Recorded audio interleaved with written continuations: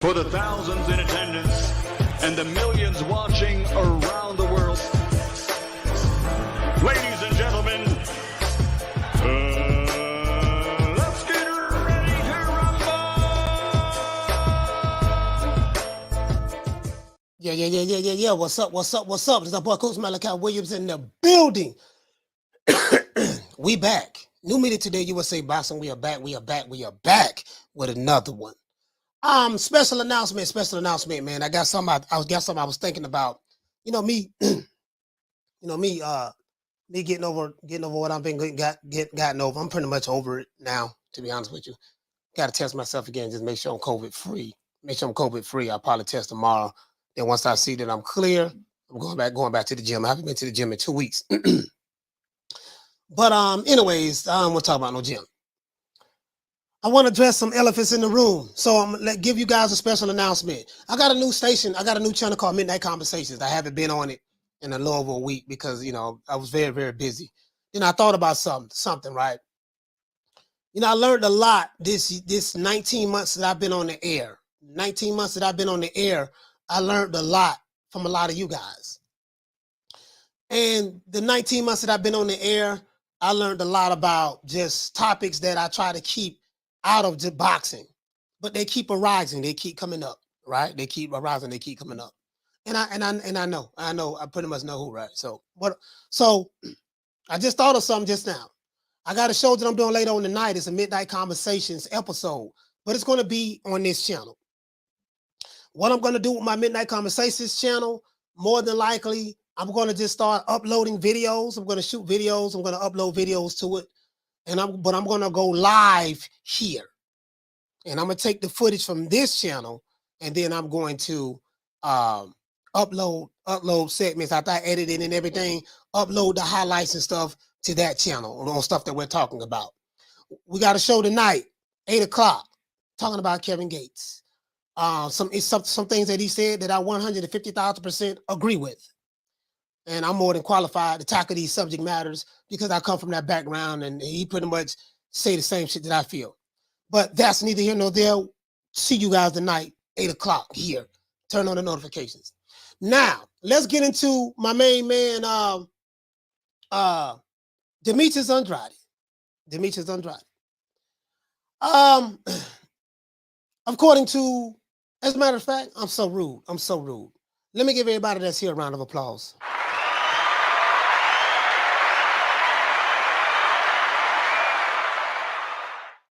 You guys know me, man. I'm not here to make friends. I have enough friends, and I have a dog and a rabbit.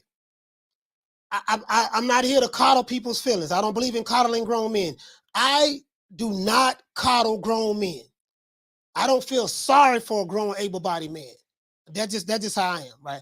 I'm not the guy I'm not the sympathy guy for grown men. I only sympathize with women and children and animals. Grown men, I don't sympathize with them. You said, I'm just letting you know, right? Women, children, and animals are the only things that I sympathize with. I don't believe in excuses. When I was in the Nation of Islam, I was taught, teachers of the Most Honorable Elijah Muhammad, the fruit, the FOI, we make no excuses. We overcome our obstacles. We make no excuses. That's been ingrained in me. And I live a no excuses lifestyle right now to this day in 2022, 48 years old. I don't care what people think about me. I really don't. Just to let you know, right? So what I'm going to say may be kind of harsh. If you are sensitive, this might not be the show for you today. You might want to go somewhere else.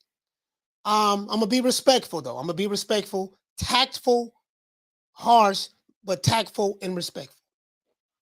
Now, some people are saying that, if you guys don't know, our brother Demetrius Andrade, he's opted to move up in weight to 168-pound division, and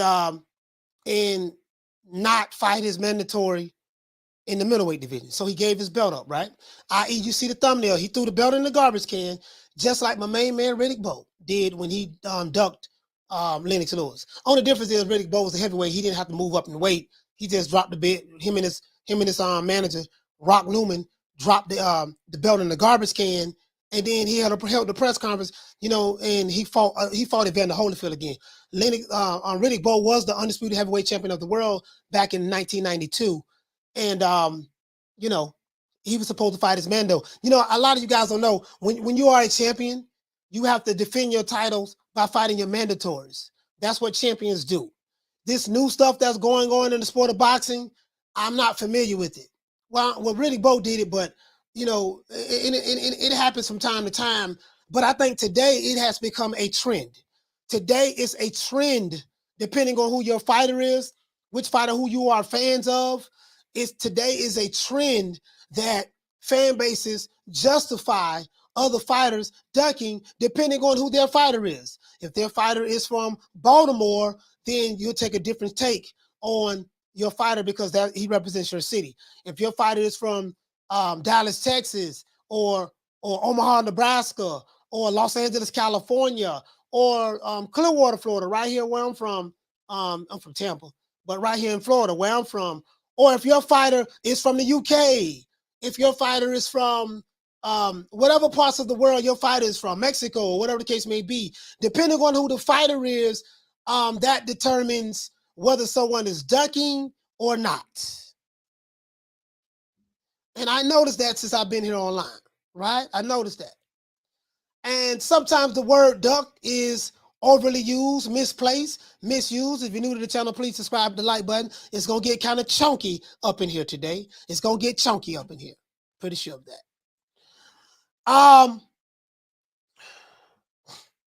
So me, the only way I know how to deliver my message is to deliver it quick and harsh. I don't know no other way. I don't know the Keith Sweat way. I don't know the I'll Be Sure way. I don't know the Chico and El DeBarge way. I don't know the Ralph Tresvant way. I don't know the Michael Jackson way. You know what I mean? I only know one way. I know Coach Malachi Williams' way that I learned from my mama, my mother, R.I.P. to Betty Jean. Betty Jean. I don't know how to deliver it no other way, right? What I'm going to say today, I will not be apologizing. I mean every goddamn word I say. I don't really do a lot of apologizing. If I'm wrong, I will apologize. But if I'm right, I will not apologize. Now, I may apologize probably maybe for my delivery, but it is what it is. Get me drift. So I hope I'm laying the premise for what it's going to be. Let's get into the show. I gave everybody a round of applause. Let's get into the show. Look like we have a super chat. Shout out to Healthy Bearded. Hey, okay. For dropping that $2. Bam, super chat on your boy. Hey, Leroy. Super chat received. Playtime's over, boy. He said duck season, coach. Okay. Healthy Bearded say duck season. Okay, he said duck season. Yes, sir. Shout out to Healthy Bearded, man. I appreciate the super chat, my brother. Down from the bar, there's a platform stage. People pimping, sharp as razor blades. I'm here to call a spade today. And it is what it is. But I want to be fair and balanced. As well, right? And I just want to know what you guys think. Okay? Let's get it. Let's do this. Let's get into the show. Let me read my open soliloquy, and then we're going to ask some questions in the chat. I'm going to go straight to the chat. Now, Demetrius Andrade throws his WBO middleweight championship belt. I think he defended it for 3.5 years, something like that. He throws his belt in the garbage, and he moves up to the super middleweight division. So I looked at this twofold, right? I looked at it as, okay, people can look at this as a duck, or people can look at it as, how is he ducking?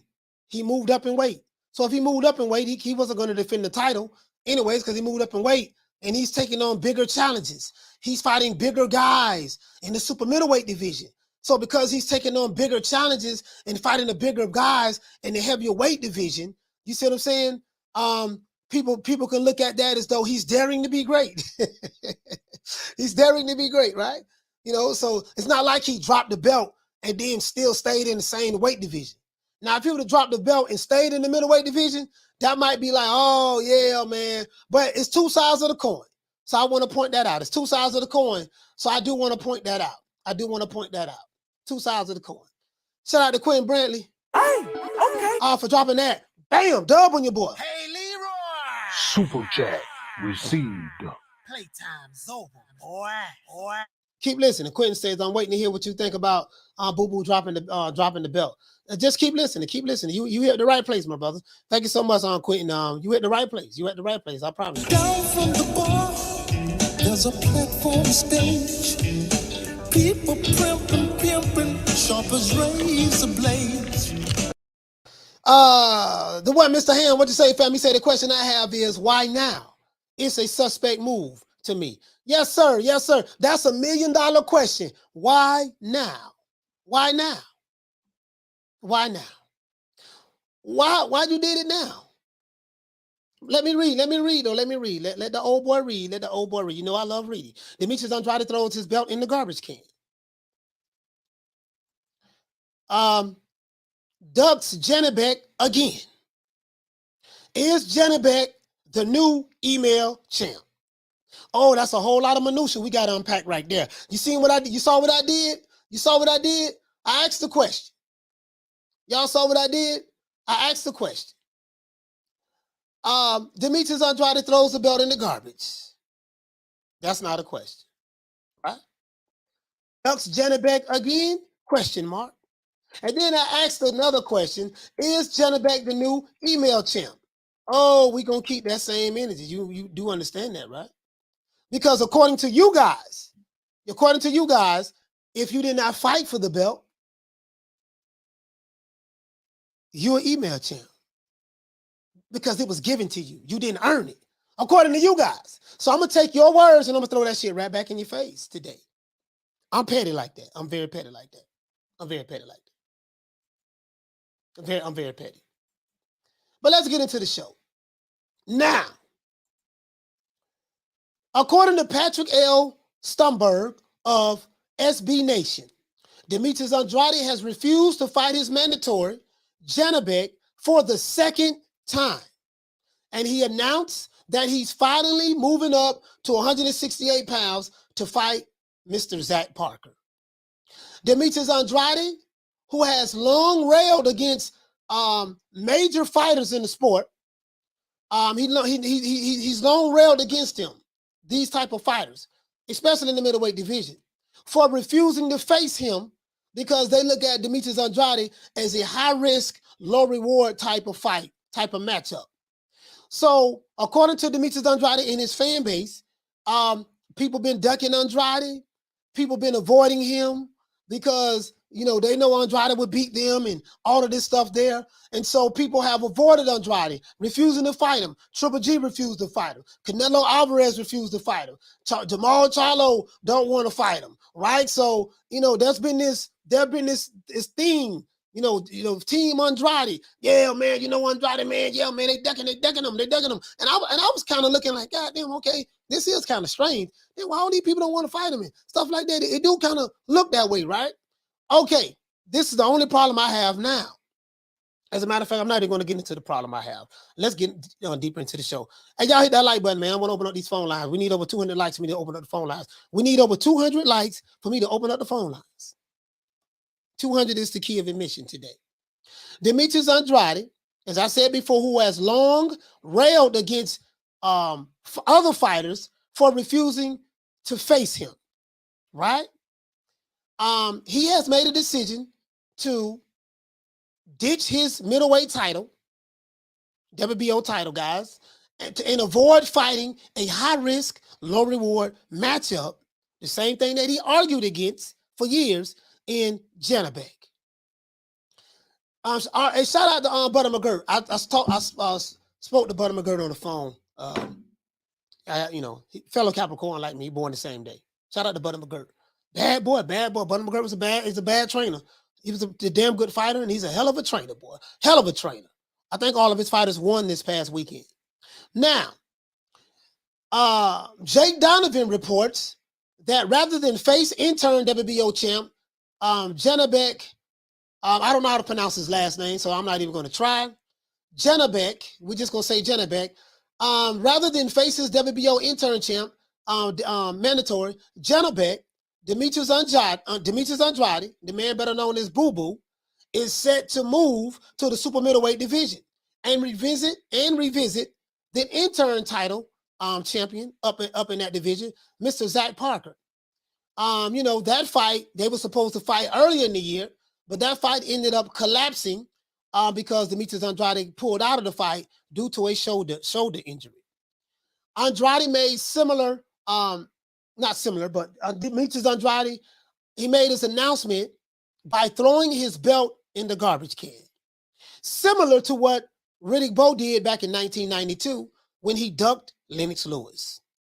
According to boxing fans in today's time, show you where I'm going at with this, if a fighter becomes a champion without fighting the champ, the guy who had the belt, then that makes him an email champion.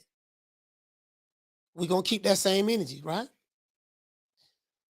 Janibek is the new email champion in the middleweight division, along with Jamal Charlo and Devin Haney, if we're going to go by that same logic.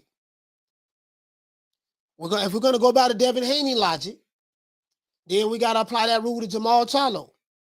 And we got to apply that rule to Janibek as well.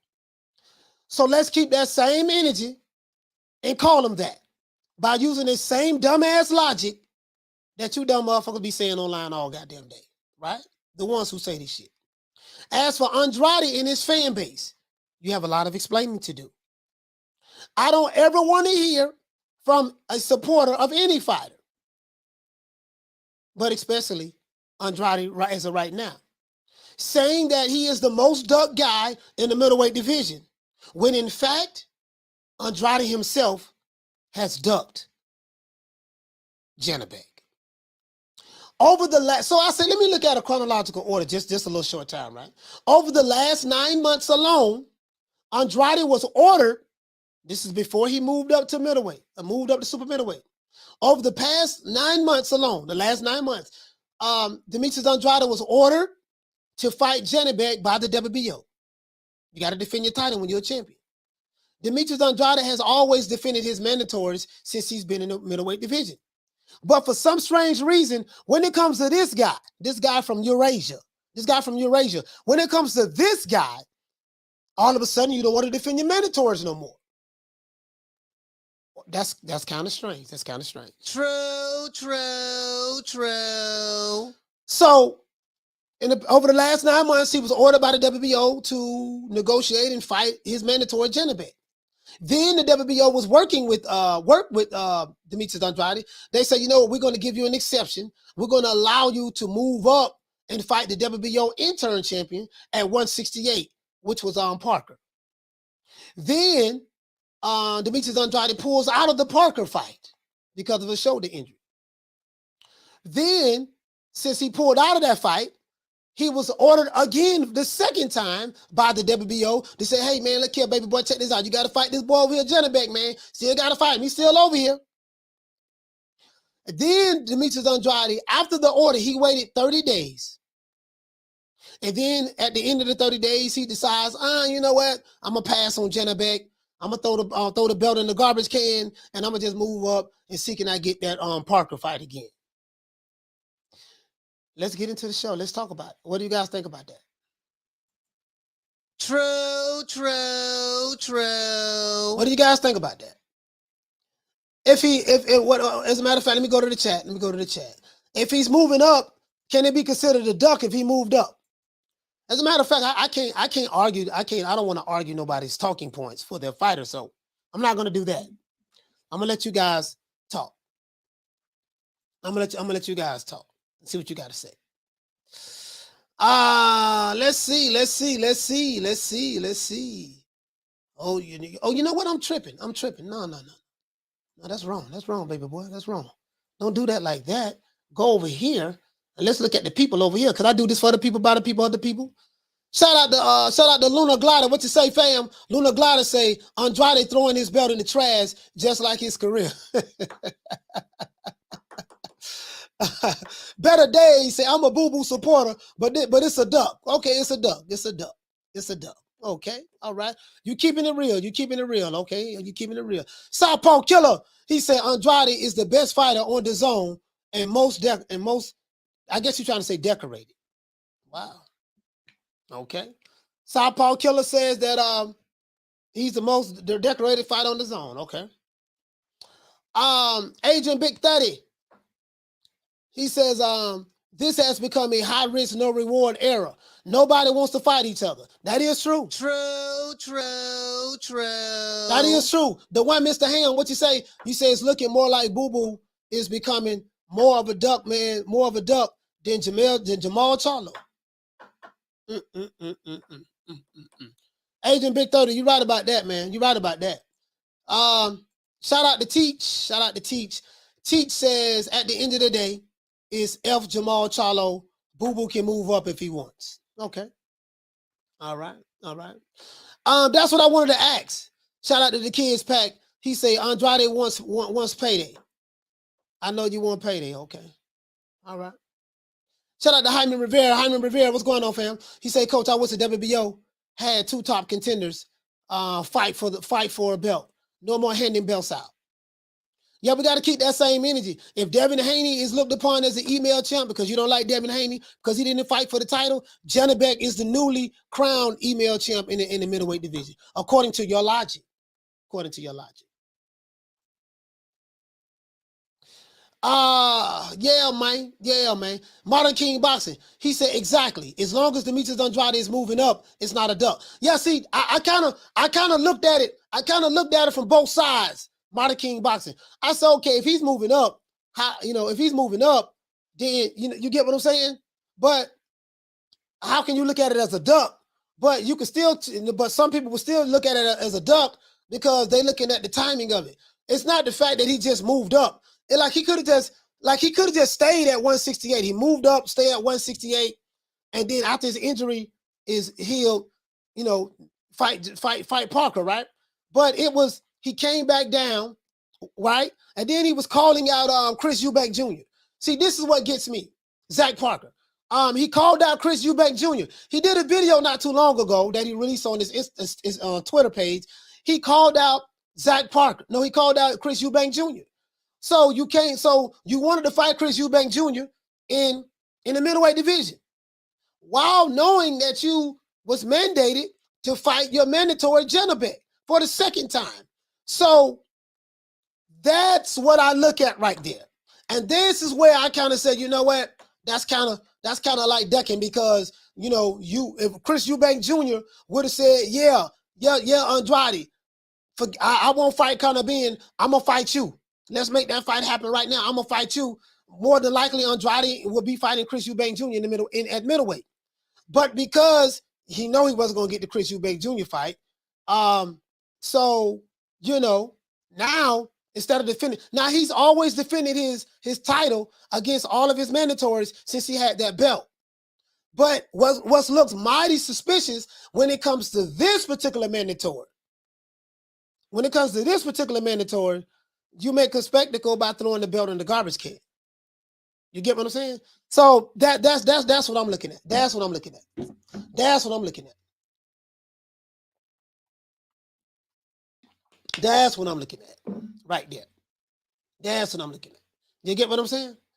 I am Dwayne. What did you say, fam? You say he looked like he was begging Chris Eubank in the video. Yes. I saw that. Shout out to Jason. He said when Canelo didn't fight Charlo because Charlo decided to move up and wipe out the 168-pound division, the fanboy said Canelo was ducking. Oh, my bad. Sorry about that. I said Charlo. I meant to say Canelo. What you say, Jason? You said when Canelo didn't fight Charlo because Canelo decided to move up and wipe out the 168-pound division, the fanboy said Canelo was ducking. So how was Andrade not ducking? You know what? Jason, you're talking about. Hold on. Which time are you talking about, Jason? Because I think I remember two separate incidences about Canelo.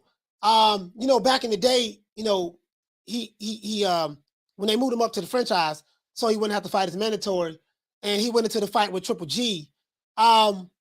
He didn't move up the middleweight right then. I mean, he didn't move up the super middleweight right then. So are you talking about, I think you're talking about the time where, you're talking about, Jason, are you talking about after Canelo fought Triple G for that second time, but then he moved up. I get where you're coming from. I got you, Jason. I got you. He ended up moving up to the super middleweight division, and then people were saying that Canelo was running from Charlo. Yeah, I got you. You're right about that. Hey, Jason, you're right about that. You're right about that. Dante's Boxing Nation made a bunch of videos on that. He made a bunch of videos on that saying that Canelo moved up to the super middleweight division, running from Charlo, and then he won't. Yeah, I got you. He moved up. What you say, VQ Chris? He moved up to 175, then moved back down to 168. Yeah. I got you. Hey man, y'all hit that like button, man. Y'all hit that like button for the old boy, man. I want to open up these phone lines. Y'all hit that like button. PBC Central said Doodoo is a clown. And I think this is why a lot of people call him Doodoo Andrade. And I think that's why people call him that. Bro, I'm not gonna say a lie to you, boy. It don't look good at all. It don't look good at all. In one breath, I want to say, okay, well, he moved up in weight, so how can it become a duck? But just like Jason said, well, shit, when Canelo did it, they said he was ducking Jamal Charlo. So, you got to keep the same. And this is what I say, guys. This is why I said when you throw these things out there about a fighter, the same rule can be applied to you, to your fighter. Shout out to the boxing historian, man. Salute to the boxing historian. Salute to you, fam. A brother that know a whole lot about the sport of boxing, boy. A boxing historian. But anyway, you get what I'm saying, though, right? The same rule can apply. We gotta have a one rule apply to all. If you give your belt up and refuse to fight another fighter, that's a duck. I don't care who it is. I don't care if they're from Ukraine. I don't care if they're from Russia. I don't care if they're from America. I don't care if they're from Europe. I don't care. No, we got to keep the same rules for everybody. Right? I'm going to tell you what pissed me off about this. This is to all your Demetrius Andrade fans. You know what pissed me off about this? You threw the belt in the garbage can.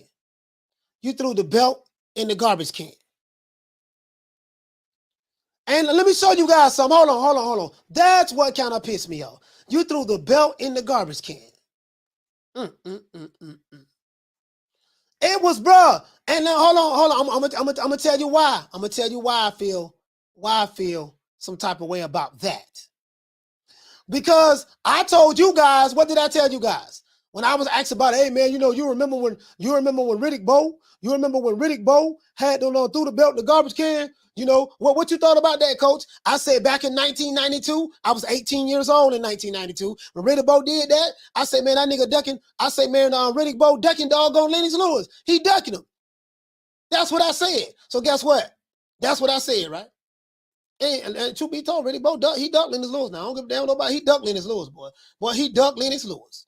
Remember this? A lot of you jitterbugs and whippersnappers don't remember this. This was the first guy to do it. Threw the belt in the garbage can. Garbage can. Garbage. Gabitch. Garbage. He threw the belt in the garbage can. It was the WBC belt because he did not want to fight this guy, Lennox Lewis. This is his manager right here, Rock Newman at the time. He did not want to fight this guy, Lennox Lewis. This boy right here was a bad man. Riddick Bowe went ahead and there you go again. He's showing you right there.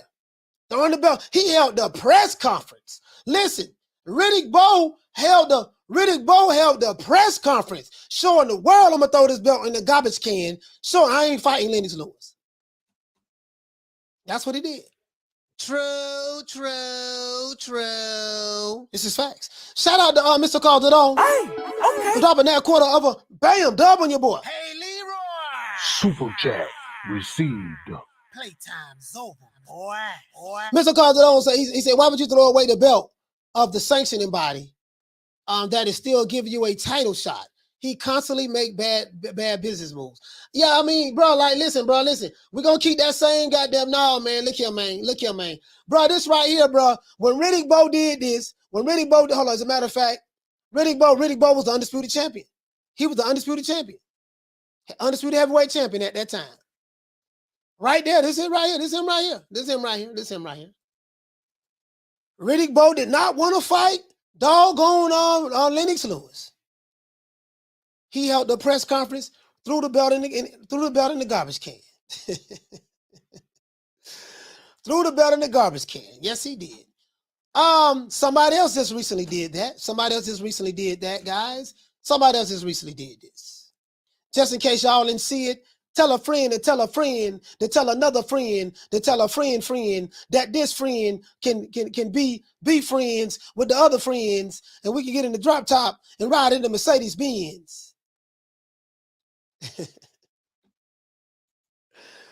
Yeah, this is a bad man right here, apparently, boy. Don't nobody want none of this smoke. Nobody want none of this smoke from this young man right here, Janibek.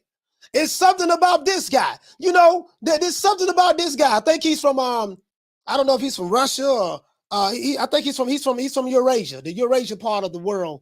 Kazakhstan or something like that, right? It's something about this guy. He got niggas throwing belts in the garbage can. This guy got dudes throwing belts in the garbage can. Boy. These Eastern European fighters, some of these Eastern European fighters, boy, they got dudes moving some type of way out here on these streets. Some of these Eastern European fighters, they got dudes moving certain types of ways out here on these streets. The brother moved up, fine. But boy, this look very, very reminiscent of Riddick Bowe. You see the picture right here, right? And now he got this idea from Riddick Bowe. It's mighty strange. That the timing of this, the timing of the duck, that's what makes it look like a duck.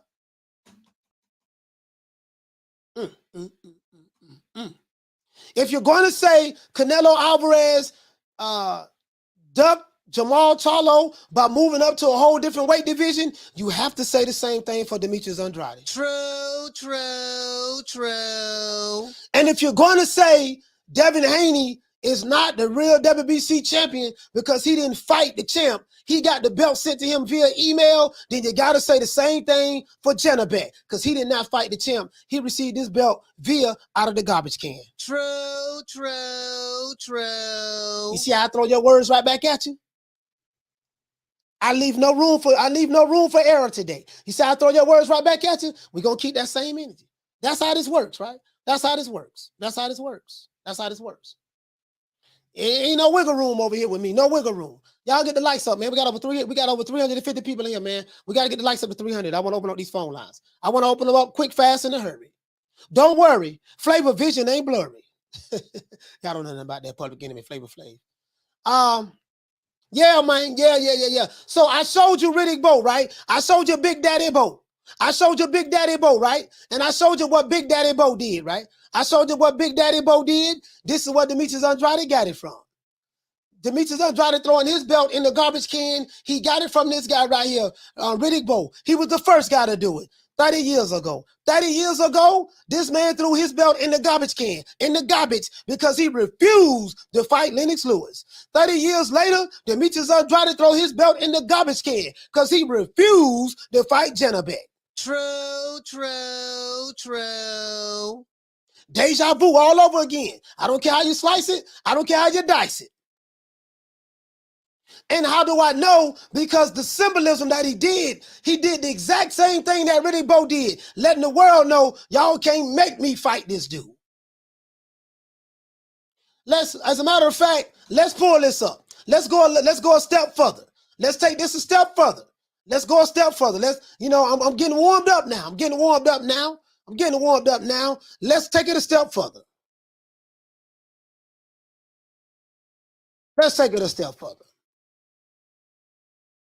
Let's see. Matter of fact, hold on. Let's go to BoxRec. Let's go to box rec. Let's take it a step further. Oh, we gotta keep the same energy, dog. We gotta keep the same energy now.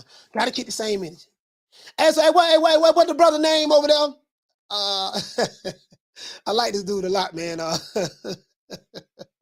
IBLP. IBLP. Hey, what he say? We're gonna keep that same energy. That shit be funny to him when he say that shit. That should be hilarious. anyways. So let's stop right here. This is the problem that I have, Demetrius Andrade fan base. This is the problem that I have, sir. This is the problem that I have, sir. This is the problem that I have.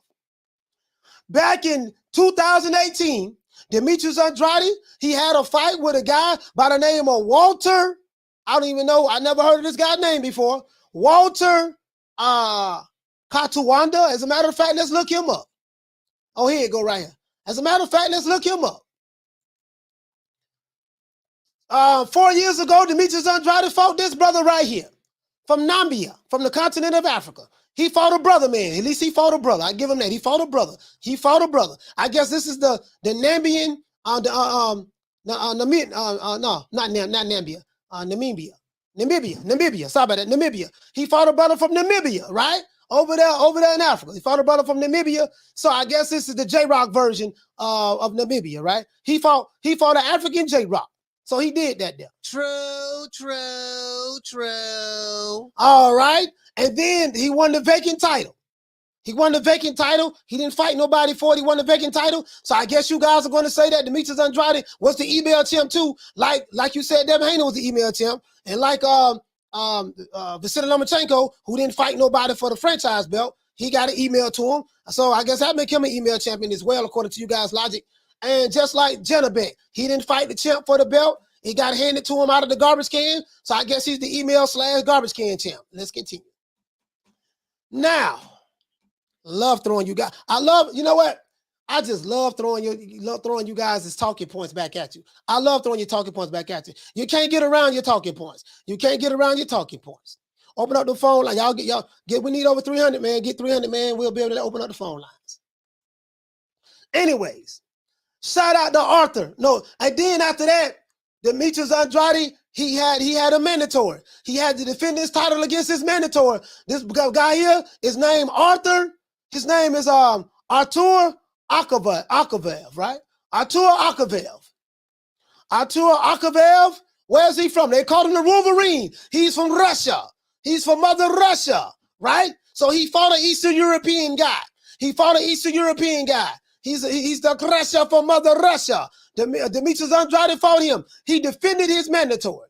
And then later on that year, he ended up fighting Macy Sulecki. Now we know who Macy Sulecki is. This is the guy that Jamal Charlo, they say Jamal Charlo was ducking.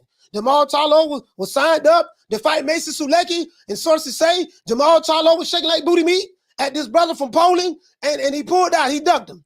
No, I'm just joking, guys.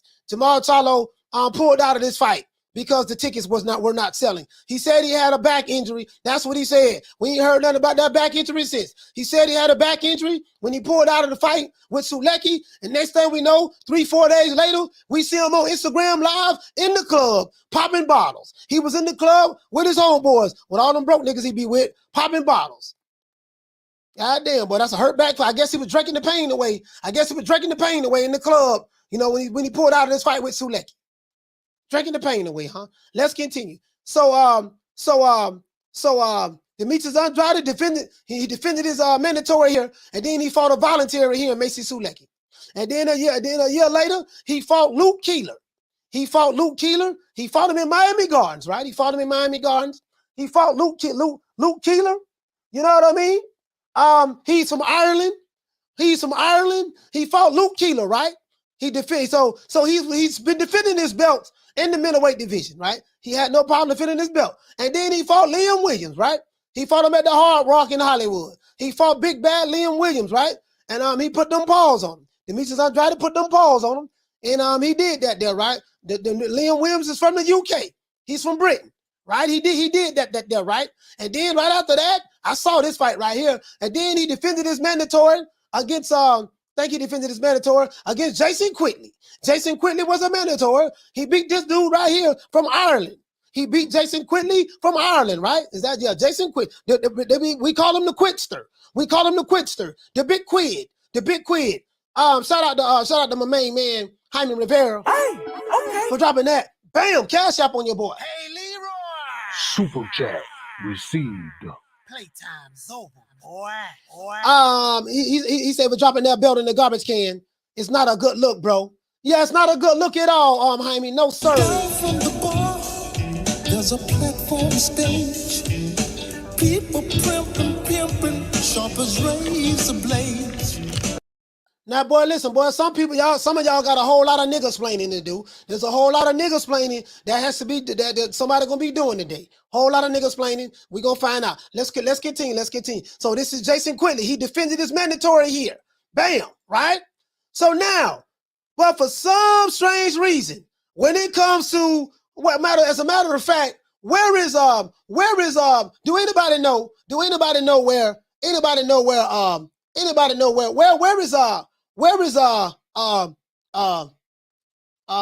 what my main man name is? Damn, Janibek. Do anybody know where Janibek is from? Where is Janibek from? Do anybody know which country he's from? Anybody? Do anybody know which country he's from? Shout out to Jason Jimenez. Hey, okay. For dropping that quarter of a bam dub on your boy. Hey, Leroy. Super chat received. Playtime's over, boy. Jason said that he said if he moved up to fight a top guy at 168, that's one thing. But he ducked Janibek to fight who? No one. No, well, some people would disagree with you with that, Jason. Zach Parker, for what we're hearing, Zach Parker is a formidable opponent. Some people would disagree with that. Would disagree with you with that, my brother. He say no tough fights ever unless it's a kid cash out. He said I can't cash out. Down from the bar, there's a platform stage. People pimping, sharp as razor blades. All right, Andrade, you say he's from Kazakhstan, right? So damn, it's some bad motherfuckers over there in Kazakhstan. God damn, boy. Kazakhstan got motherfuckers throwing belts in the garbage can. I'm gonna go, hey, you know what? Let me relieve, the garbage can, let me relieve you of your belt. Anyways, Halim say Zach Parker, he's a tough boxer. Okay, so Halim is defending his fellow countrymen. Halim is defending his fellow countrymen. He said that Zach Parker is a tough out. Okay, he's a tough out. Shout out to Reggie Leroy. Hey, okay. For dropping that half for bam, dub on your boy. Hey, Leroy. Super chat received. Playtime's over, boy. Shout out to Reggie. He says I hold fighters today to a James Toney standard because Toney would have whipped him, then moved up. Toney would have given the man a chance and said then to say that he ducked him. So it's a duck. You know what, Reg? Guess what, brother? You hit the nail right on the head. Down from the bar, there's a platform stage. People pimping, sharp as razor blades. The man from Kazakhstan. The Kazakhstanis got dudes that listen. The Kazakhstanis, you remember on Friday? Remember on Friday when Craig was sitting on the porch and Smokey said, oh shit, here come Debo. And Craig said, what? He said, nigga, here come Debo. And everybody went to hiding their money and tucking their chain in their shirt and all, hiding their jewelry. Woo! God be damn, boy. I be damn. It is what it is, fam. It is what it is. Anyways. Jorge said that he's from Kazakhstan. Same place as Triple G, coach. Yeah, Triple G. Yeah. Triple G from that same place. Okay.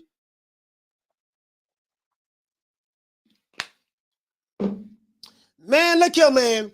We gotta keep. If you're gonna tell me Canelo Alvarez ducked Jamal Charlo by moving up in weight, you got to keep the same energy with Demetrius Andrade. True. Got to keep that same energy with Demetrius Andrade. When I see a fighter putting his belt in the garbage can, let's put this in the proper perspective. Let's put it in the proper context. Let's put this in the proper context. This is what makes this look crazy. Over the last 9 months, Demetrius Andrade has been ordered to fight Janibek twice. Not one time, but 2 times, right? Then they gave him an exception. They said, we're going to allow you to move up to the super middleweight so that you can fight Zach Parker. Then he pulls out of the Zach Parker fight. A week or so, a couple weeks before the fight, he pulls out of the fight saying that he had a shoulder injury. And then when he pulled out of the fight, the WBO said, okay, look here, baby boy, since you ain't fighting Zach Parker in the higher weight division, what we going to do is we going to go ahead and mandate you to fight your mandatory the same one we ordered you to fight last time. You got 30 days to make your mind up to work this fight up to set up a fight date. Then on the 30th day, you said, you know what? I'm going to throw the belt in the garbage can. And you show a picture of you throwing that belt in the garbage can, then moving up. That's a duck. True.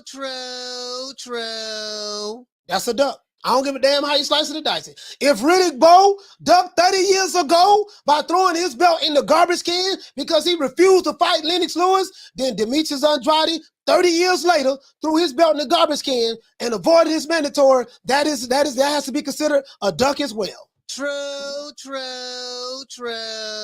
Bottom line, I don't care how you slice it. I don't care how you dice it, dog. You got some niggas explaining to do. You have some niggas explaining to do because I like to point it. Listen, we don't. This is not the double standard station. We got to call it the way we see it. As a matter of fact, I'm glad this brother brought up James Likes Out Tony. I'm glad this brother brought up James Likes Out Tony. I'm gonna tell you why. Because he has inspired me to pull this video up of what my dog James Likes Out Tony said. And this is the problem. You got a whole bunch of dudes who doing a whole lot of crazy stuff in boxing, and they fan bases give them passes. And guess what? And they fan bases use double standards. They're saying one breath that one fighter is ducking for doing the exact same thing that they fighter just did. Please make it make sense. True. Please make it make sense. Please. As a matter of fact, let's go to Instagram. The brother brought up James Likes Out Tony. I say he brought up James Likes Out Tony. They say, Coach, why do you keep repeating yourself? I don't know. I said he brought up James Likes Out Tony. Honestly, I got that from Dr. Umar. You know how Dr. Umar always be repeating himself? I don't listen to him so much. He got me repeating myself. True. He got me repeating myself. You know what I mean? I don't listen to Umar so much. Now I'm repeating myself. Anyways, let's go over here. We're going to look at a throwback fighter. We're going to look at a throwback fighter. Not a throwback fighter, a throwback fighter. Throwback. This man right here, he goes by the name of James Likes Out Tony. One of my favorite fighters of all time. He did get popped with PEDs in his system. That is true. He got popped with PEDs in his system as well, right? But this is my guy, James Likes Out Tony. And I want you to hear what he said. All you jitterbugs who talking about, oh, it got to make sense. And my fight at the A side. And you got to be realistic. And it's about putting butts in seats. And woo, how many Instagram followers he got? And he just clout chasing. Oh, and we already know my fighter beat him, so ain't no need in them fighting. This is for you guys. Lights out. Talk to him, baby. Talk to him, lights out. Talk to him, lights out. You can say everybody can brag and bullshit everything you fought for you regardless. I'm back. I'm coming for everybody out there. That means Roy Jones, Darius McIntyre, Vasily Jarov, whoever want to fight me, I'm gonna fight them all. I'm the best fighter in the world. Period. I'll fight anybody. You can say everybody can brag and bullshit you're the best fighter in the world, but if you can't put it in, if you can't just get in there with the best fighters, you're just a farce. And that's all Roy is. And that's all everybody else has been in the past. But if you look at my resume, I fought everybody. From middleweight to light heavyweight, I fought the best fighters in the East Division. Yeah. And the guys Roy has been fighting the last 3 or 4 years, those were my leftovers.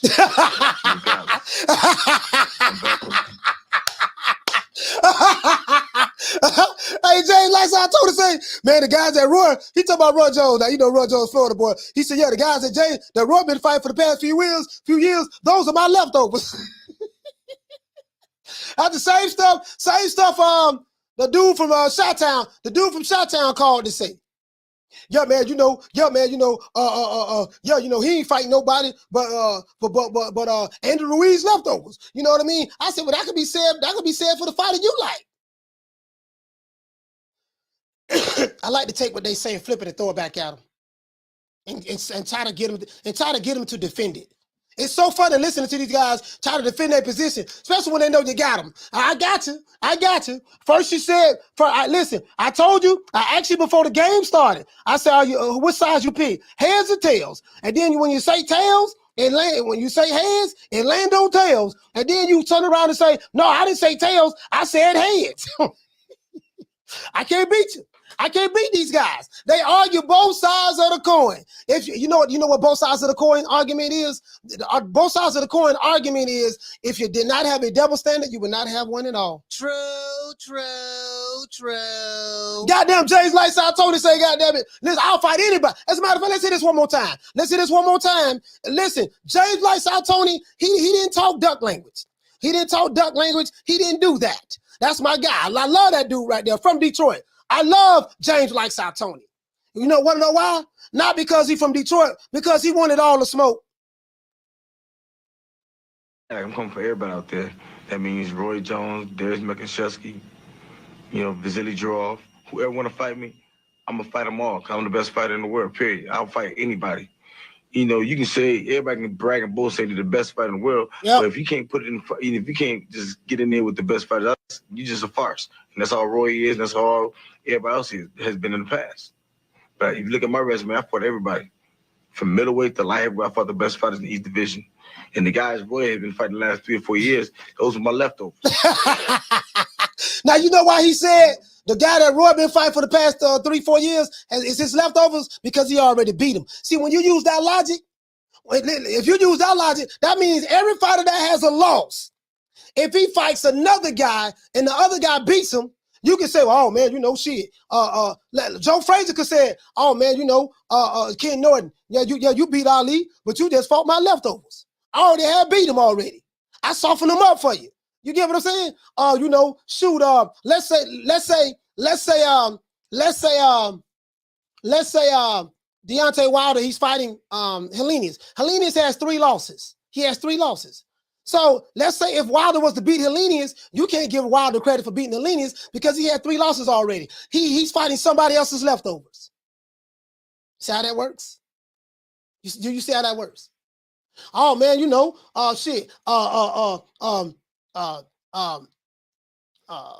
Floyd Mayweather, he don't get credit for beating Manny Pacquiao. Manny Pacquiao had 5 losses already before he fought Floyd Mayweather. He fought somebody else's leftovers. You see where I'm going at with this? You see the leftover argument? You see how flawed? Do you see how flawed the leftover argument is? That means everybody Floyd Mayweather fought, we really can't give him credit for it because if they had losses, he fought somebody else's leftovers. True. That means all the dudes who Deontay Wilder beat, if they had losses, we can't count those losses because he fought somebody else's leftovers. True. I destroy you niggas with your own. I destroy you niggas with your own logic. I destroy you with your own logic. I take your words. Eat your words. Hold on, guys. Hold on. Somebody send me a text.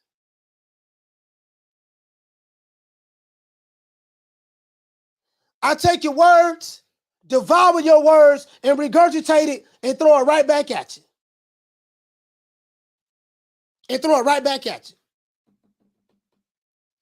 Dury say, James Tony just be talking his talk. James Tony walked the walk. Dury, I don't know how old you are, my brother. James Tony didn't talk the talk. James Tony walked the walk. True. He walked the walk, boy. You can believe that. James Tony walked the walk. That was a man's man, James Tony. That's a man's man, James Tony. Shout out to Ride of the Storm. Hey, okay. for dropping that half bam, dub on your boy. Hey, Leroy. Super chat received. Playtime's over, boy. Boy. He said if Canelo would have fought Charlo instead of Triple G, people would have said he dunked Triple G, who at the time was the boogeyman of the division. Charlo hasn't done a thing since he moved up to the middleweight. Down from the bar, there's a platform stage. People pimping, sharp as razor blades. Hey, shout out to SC. SC say it don't make sense. SC, it don't make sense, dog. Do you see what I do, dog? Do you see what I do? I take other people's arguments. I throw it right back in their face. And they be looking crazy. They can't defend it. When it fits their narrative, they run with it. When I throw it back at them, they ain't got nothing to say. So let's break down. Hold on, let's break it down. Let's break it down. So according to a lot of you guys' logic out there, if you did not fight for a belt and the belt was handed to you via the garbage can or via email, then guess what? You're not the real champ. You're the email or garbage can champion. So Janibek is not the real champ. He's the email and garbage can champion because he did not fight the champ. True. That's flawed argument number one. Flawed argument number two. Oh man, he ain't beat nobody. This fighter that beat Anthony Joshua, he ain't great. You know what I mean? He ain't all that. Anthony Joshua was already Andy Ruiz leftover when he got to him.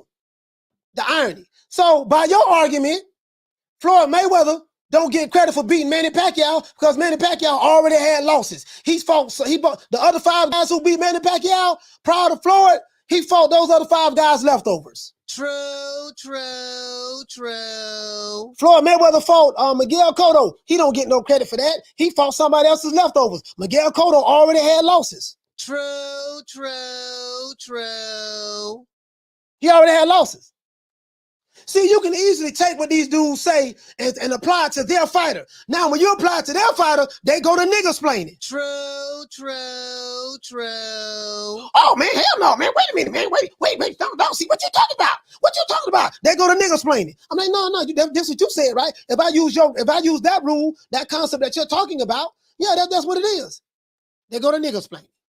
Then, if a fighter refuses to fight as mandatory and he throws his belt in the garbage can, some people say, well, that really ain't no duck. You know what I mean? No, but okay. But 30 years ago, I said that Riddick Bowe was a duck by doing that. And I was 18 years old when I said that. 30 years later, doggone Demetrius Andrade done the same thing. Guess what? He ducking. As a matter of fact, let's do this. Let's hear what Butter McGirt and Janibek have to say. But before we do that, let's do this. Before we do that, let's do this. I'm gonna make this nice and sweet today. We got another hour before the show shut down.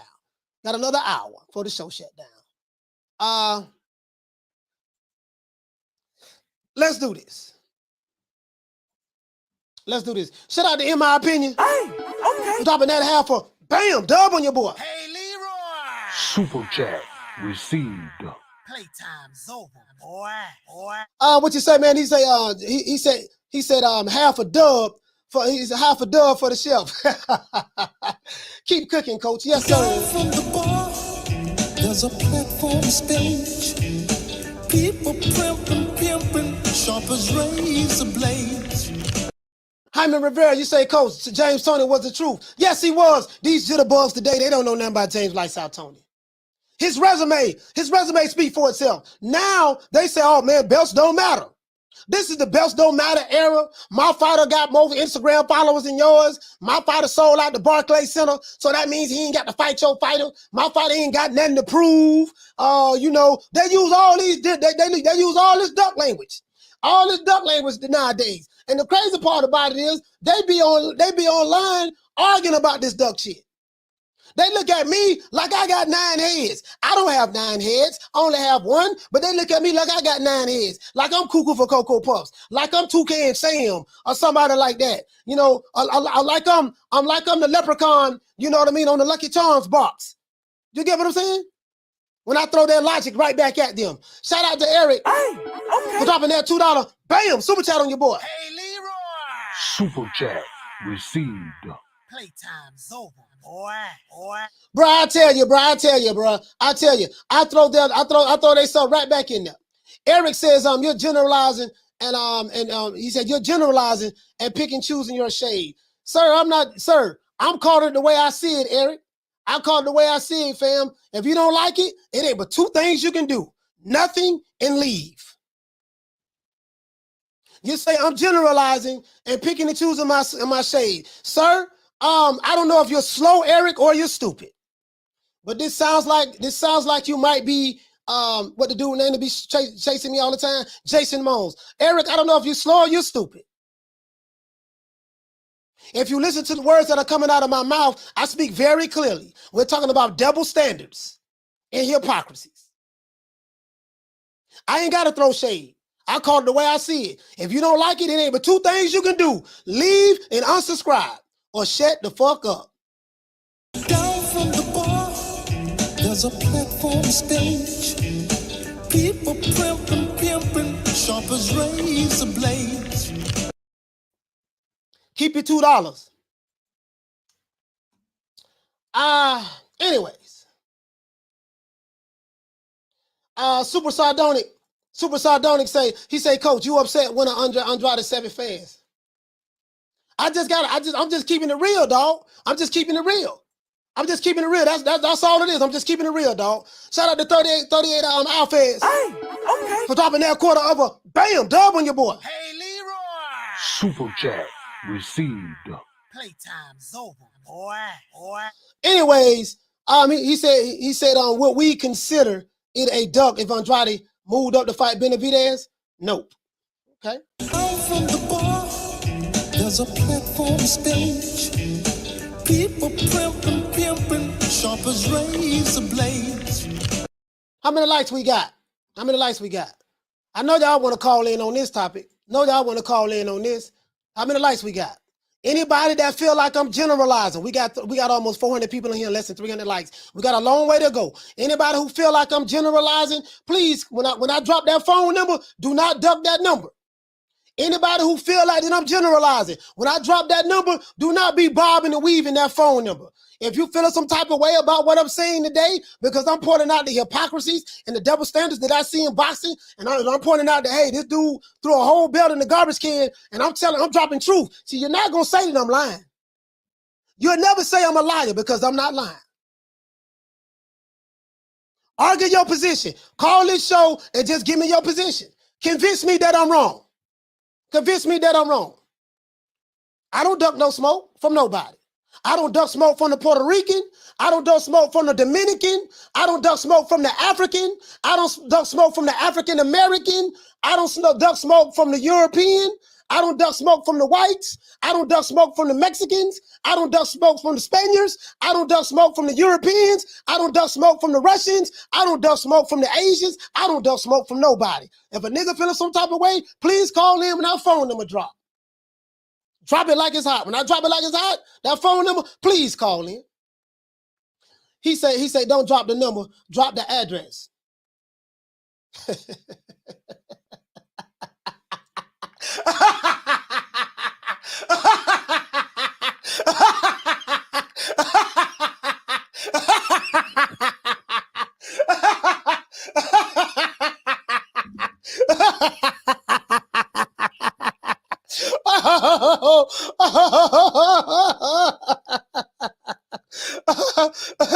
Okay. Oh, we got this what it is.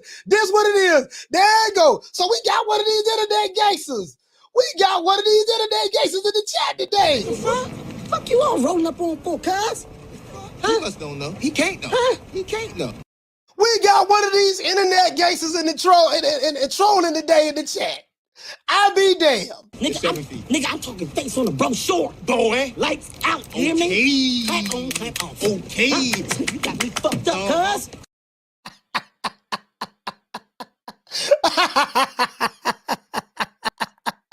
Dog, you hiding behind the avatar. You won't even show your face.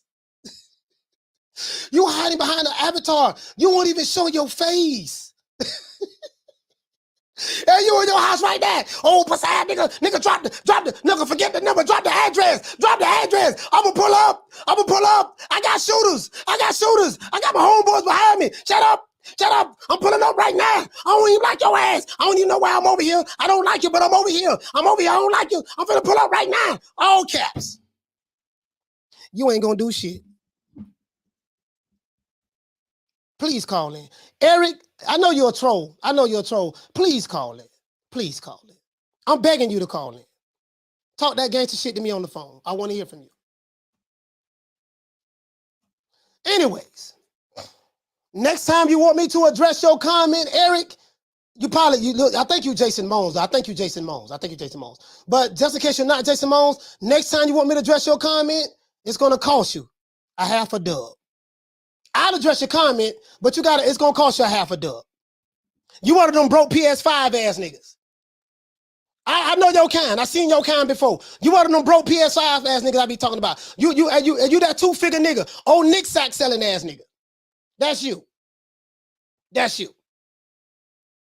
You one of those guys. I ain't gonna put mayonnaise on a ham sandwich. You wouldn't kill a mosquito if he was biting you on the arm, sucking the blood out your body. Anyways, let's move on. I don't want to stop the show for this clown. Shout out to Jugs. Hey, okay. Drop it that $2. Bam, super chat on your boy. Hey, Leroy. Super chat received. Playtime's over, boy. Yeah, them internet gangsters be coming over here every now and then, acting all tough in the mama basement behind it. Nigga won't even show his face. He said, give him that talk. Yes, sir. Shut that soft ass shit up. And the best man Shut that that's some soft ass shit. Shut that soft ass shit up. All that soft talking. I know you can do it, man. You got the, man, shut that soft ass shit up. Give me your address so I can pull up. You got the, man, shut that soft ass shit.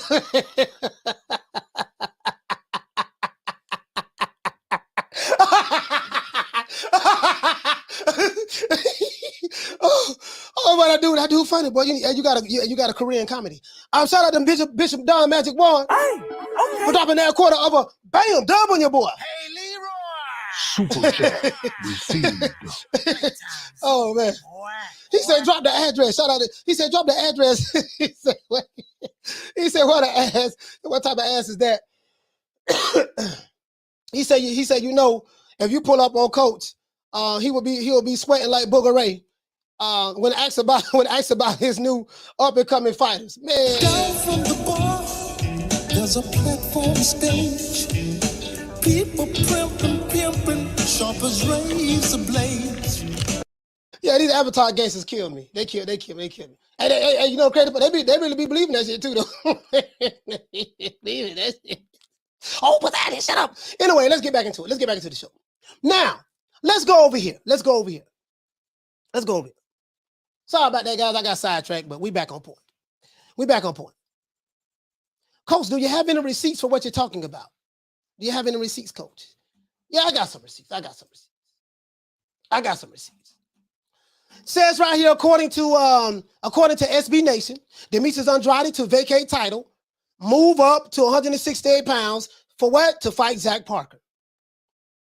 Demetrius Andrade, who has long railed major fighters for refusing to face him in high-risk, low-reward matchups, will ditch his middleweight title to avoid a someone that's considered high-risk, low-reward fighter in Janibek. According to Jake Donovan, as you can see right here, according to Jake Donovan reports that rather than face interim WBO champ Janibek, as ordered by the WBO, Boo Andrade is set to move up to the super middleweight division, and he wants to revisit that fight that he pulled out of against Zach Parker. His reign will end with 5 title defenses in around 3.5 years. The best of them coming against Liam Williams. So they said, that was his best fight against Liam Williams, right? I guess his top name guy, right?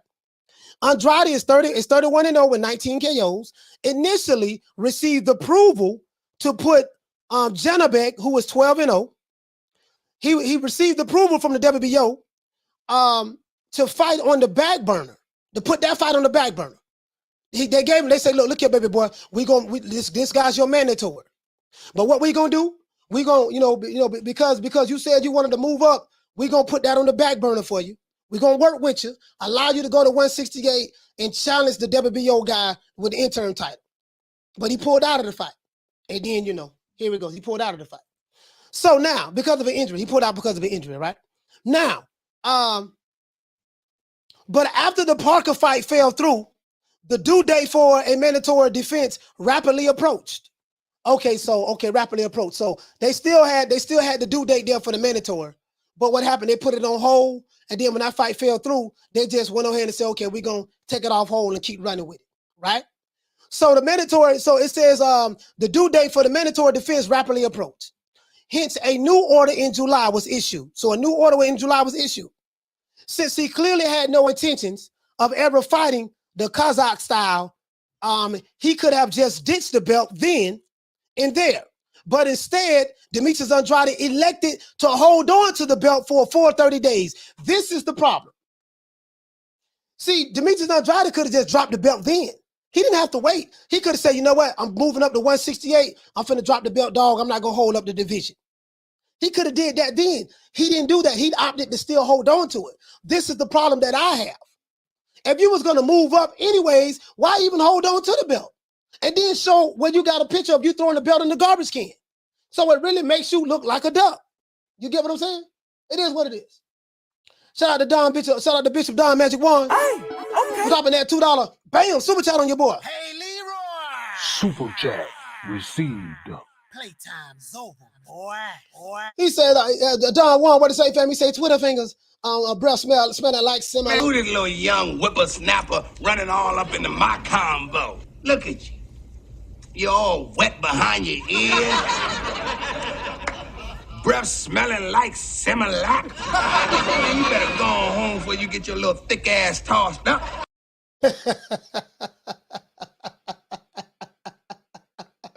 Yeah, man. Shout out to Drew. Hey, okay. Put up that quarter of a bam dub on your boy. Hey, Leroy. Super chat received. Playtime's over, boy. He said, Coach, did you see the Frank Warren interview? A bunch of lies, and the only thing he told the truth on was having Usyk and Fury in the UK won't make enough money. Yeah, I saw the interview. I saw that. I saw the interview with Frank Warren. Down from the bar, there's a platform stage. People pimping, sharp as razor blades. Shout out to this clown, the studio gangster. He said you made PBC seem so terrible. Singing like it's so terrible. This what I'm gonna do. Eric, check this out. You don't cross the line with me.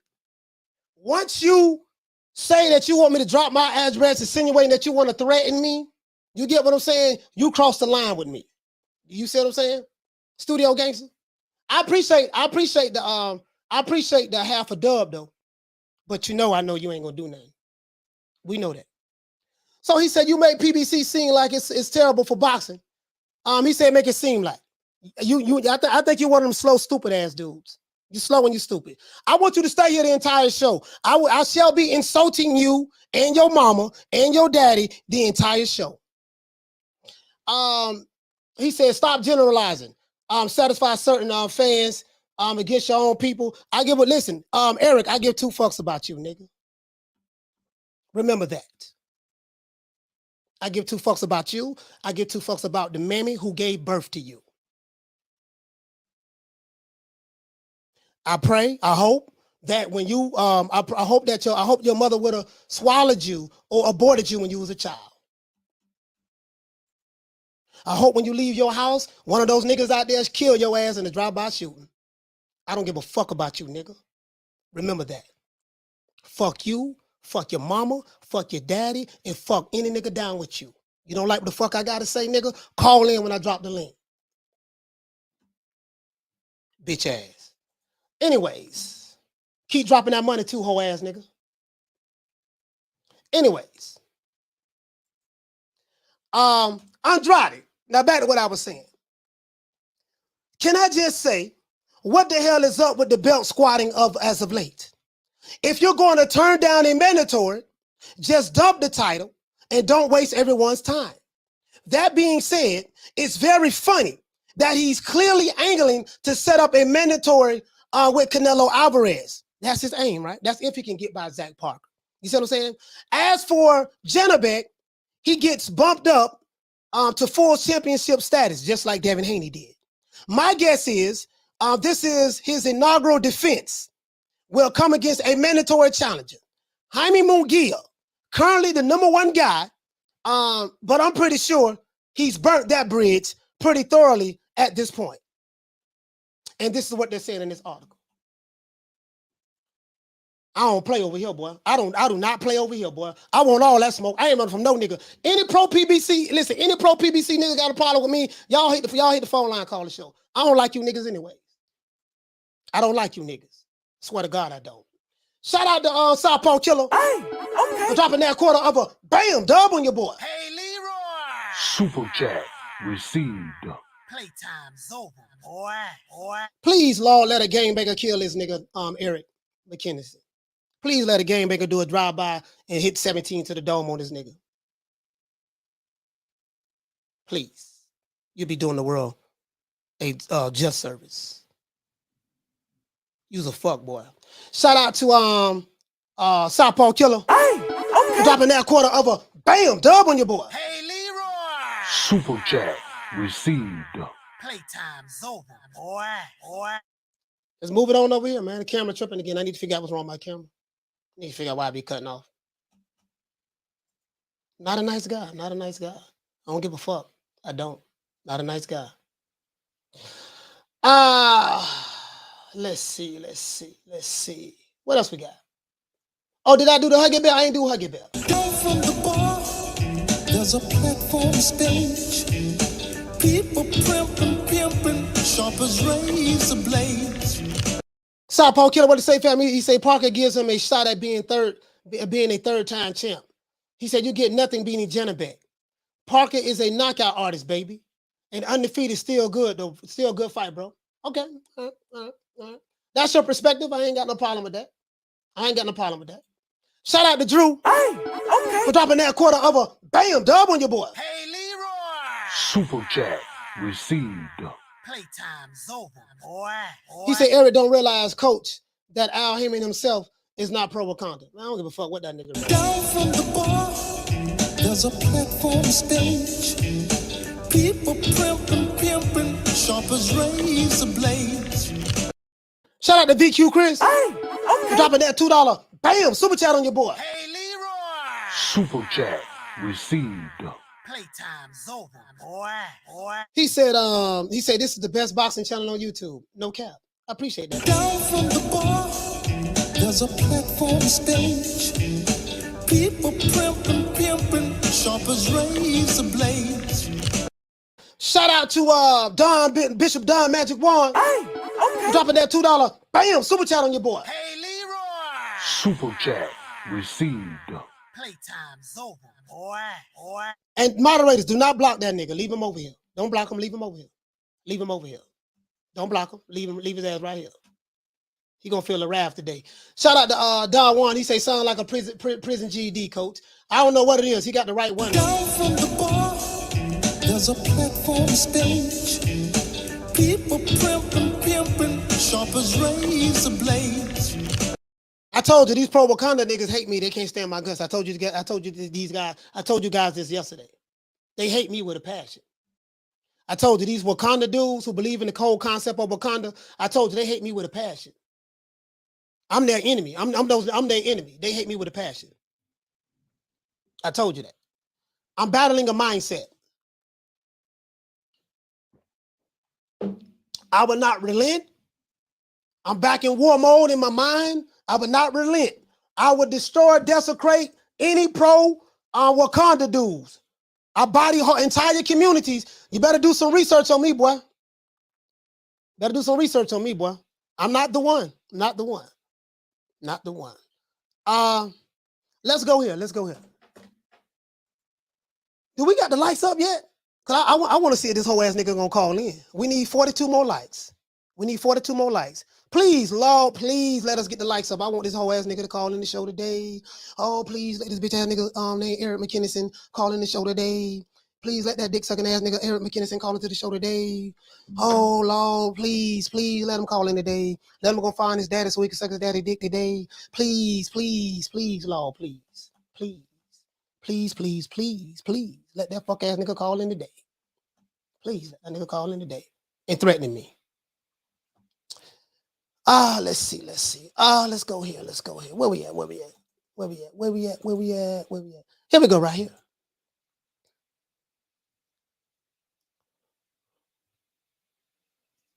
Hold on, guys. I'm finna show you this here.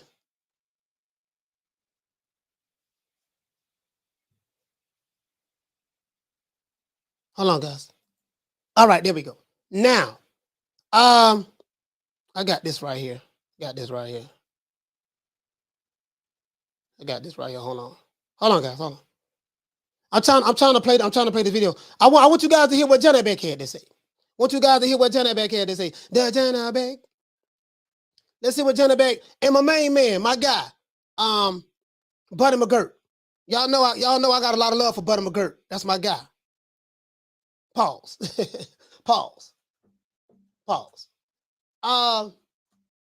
Shout out to Just a Fan. For dropping that $2. Bam, super chat on your boy. Hey, Leroy. Super chat received. Playtime's over, boy. He said, Coach, them lights coming on the back end. Open phones. Yeah, that'd be Down from the bar, there's a platform stage. People pimping, sharp as razor blades. That's what I'm gonna say. I'm gonna say it again. If your logic is a fighter who does not fight is mandatory, if your logic is a fighter moves up to a different weight class and he doesn't fight as mandatory and he moves up to a different weight class, that fighter is ducking. If that's your logic, you got to keep that same logic all across the board. That's all I'm saying. You got to keep that same logic all across the board. If a fighter receives a belt that he did not fight for, that means he's an email champ or he got out of the garbage can. Guess what? If it's good for one fighter, it got to be good for all of them. You see how I'm arguing both sides of the coin? I'm arguing both sides of the coin here. Both sides. Arguing both sides of the coin here. You see what's going on? Y'all get it? Shout out to Jugs. For dropping that quarter of a bam dub on your boy. Hey, Leroy. Super chat received. Playtime's over, boy. He said, Coach, when are you dropping your Coach Malachi Savage Moments edition? Man, I didn't plan on it, to be honest. Down from the bar, there's a platform stage. People pimping, sharp as razor blades. All right, let me let you guys hear this, man. We should have the lights up, so I'll probably open up the phone line. Let me let you guys hear this. This is Janibek. Hold on. Shout out to the real McCoy. For dropping that half a bam dub on your boy. Hey, Leroy. Super chat received. Playtime's over, boy. He said, hey, Coach, they are probably trying to minimize conflict, but they don't understand. They don't understand it at all. All they have to do is minimize contact. I'm saying if they want to be on code, they don't even know what the code is. You know, the code comes from Nearly Fuller. I have the book. I read it several times. These dudes don't even know what the code is. These dudes, the code, like if you ask them to define what the code is, they don't know what it is. I hate these Wakanda niggas. I swear to God, I do. I hope that nigga called into this show. I destroyed Wakanda. I killed Wakanda. I did that. I killed Black Panther. I killed the whole tribe. I killed Wakanda. I did that. Anyways, let's get back to the show. You know, y'all know me, boy. I be with the shits, boy. Nigga want that. He want it, he can get it. I don't give a damn. I don't. Fuck your mama, your daddy, nigga. And I hope a gangbanger take your dome off in the drive-by. You deserve that. Here we go right here. This is Janibek. This is Buddy McGirt to the left. This is Buddy McGirt to the left. Janibek in the middle. And this is you guys know who this is. This guy is he's in Lomachenko. You'll see him with Lomachenko. He's from the Ukraine too. You'll see him with I forgot his name. You'll see him with Usyk. Anybody from the Ukraine, you'll see him there. Or even the Russian fighters as well. He's there. Pretty good. You know, this guy right here, I forgot his name. But here you go. Let's see what they're talking about. Hold on.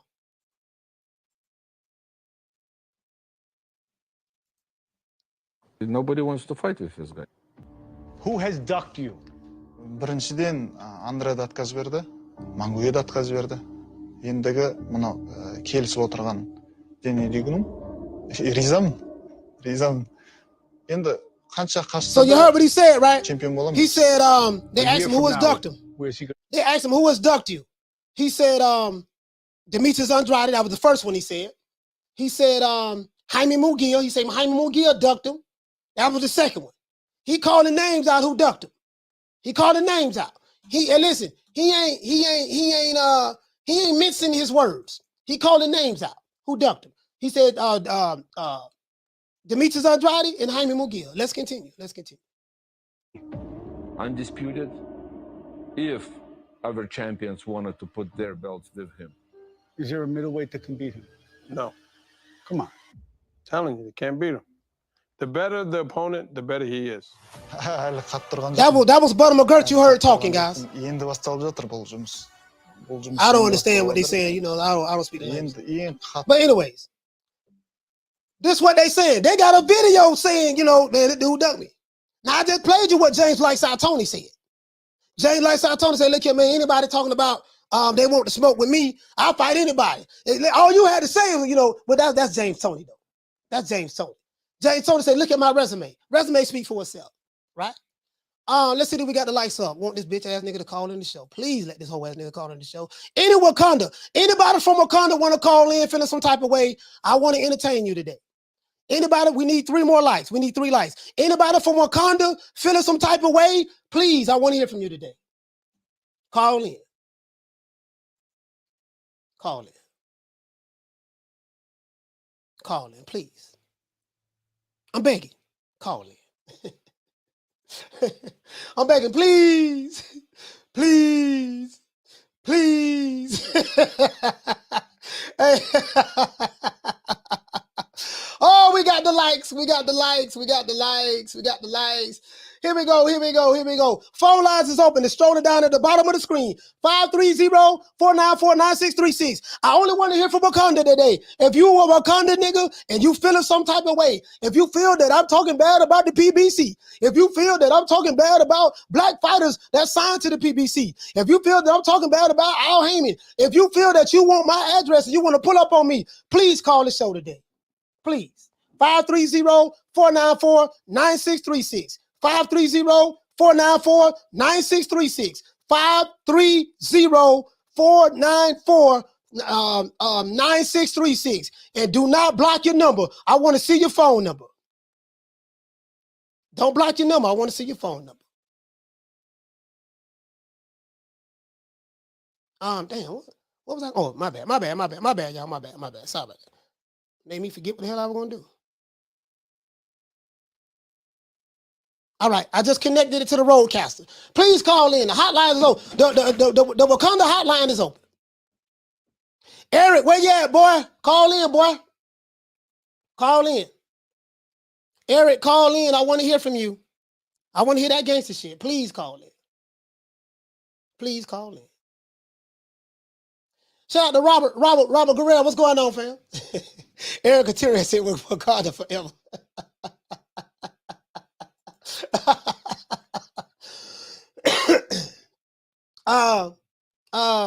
Shout out to Jaime Rivera.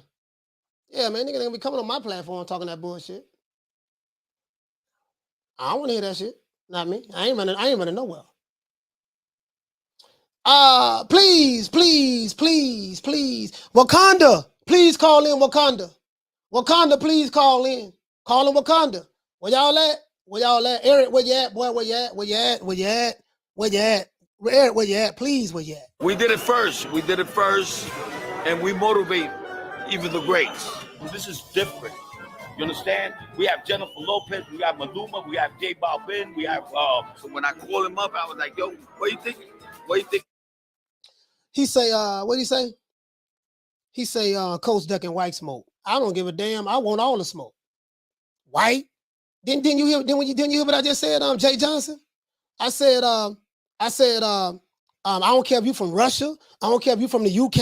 I don't care from none of that. I'm addressing a particular guy. Jay Johnson, you can call in too. If you feel some type of way, nigga, you can call in too. I don't give a fuck about you Wakanda niggas. I don't. I can't stand you niggas. You want to call in? You can call in. You can call in and say what you got to say too. I will politely body you. Jay, you can call in, and the other nigga can call in. Eric, please call in.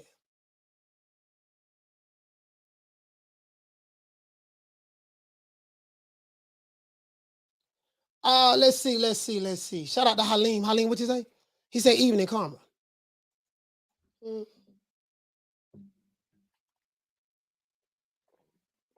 530-494-9636.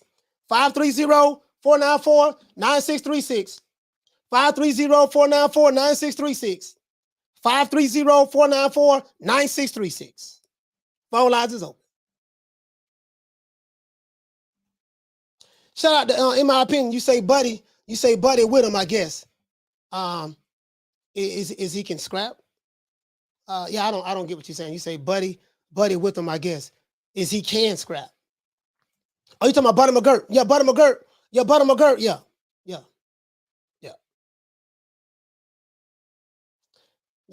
Buddy McGirt. What the nigga say? The nigga say, he say he at work. Well, if you at work, then you need to focus on working it. You need to focus on working and stop worried about what the fuck I'm doing. You can't be too busy at work. You taking the time out to type in my chat. Can't be too busy. See what this is.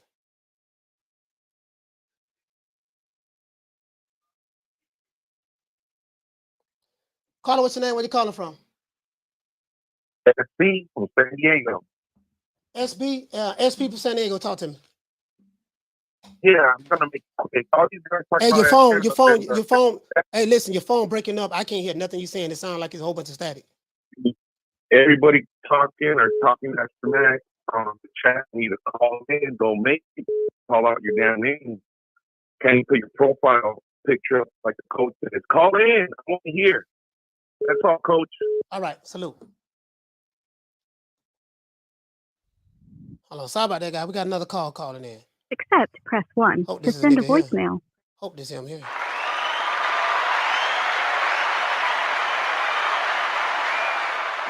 Caller, what's your name? Where you calling from? This is Eric. Eric, what's going on? Talk to me. You got something to say? Not that fake Eric. It's Eric, the other Eric, man. Shit. Eric Gutierrez. Oh, Gutierrez. Oh, okay, Gutierrez. Yeah, where you calling from, fam? H-Town, Houston. H-Town. Eric Gutierrez from Houston. Talk to me. Yeah, I just want to say, Andrade, he's ducking and stuff. He always talking to smoke, but he's ducking again, I guess. So do you think like what is it about the move that Andrade made that bothers you? Because the rumor has it that he did move up to the 168-pound division to fight what the dude named Parker, to fight Zach Parker. But then he pulled out of the fight because he got hurt.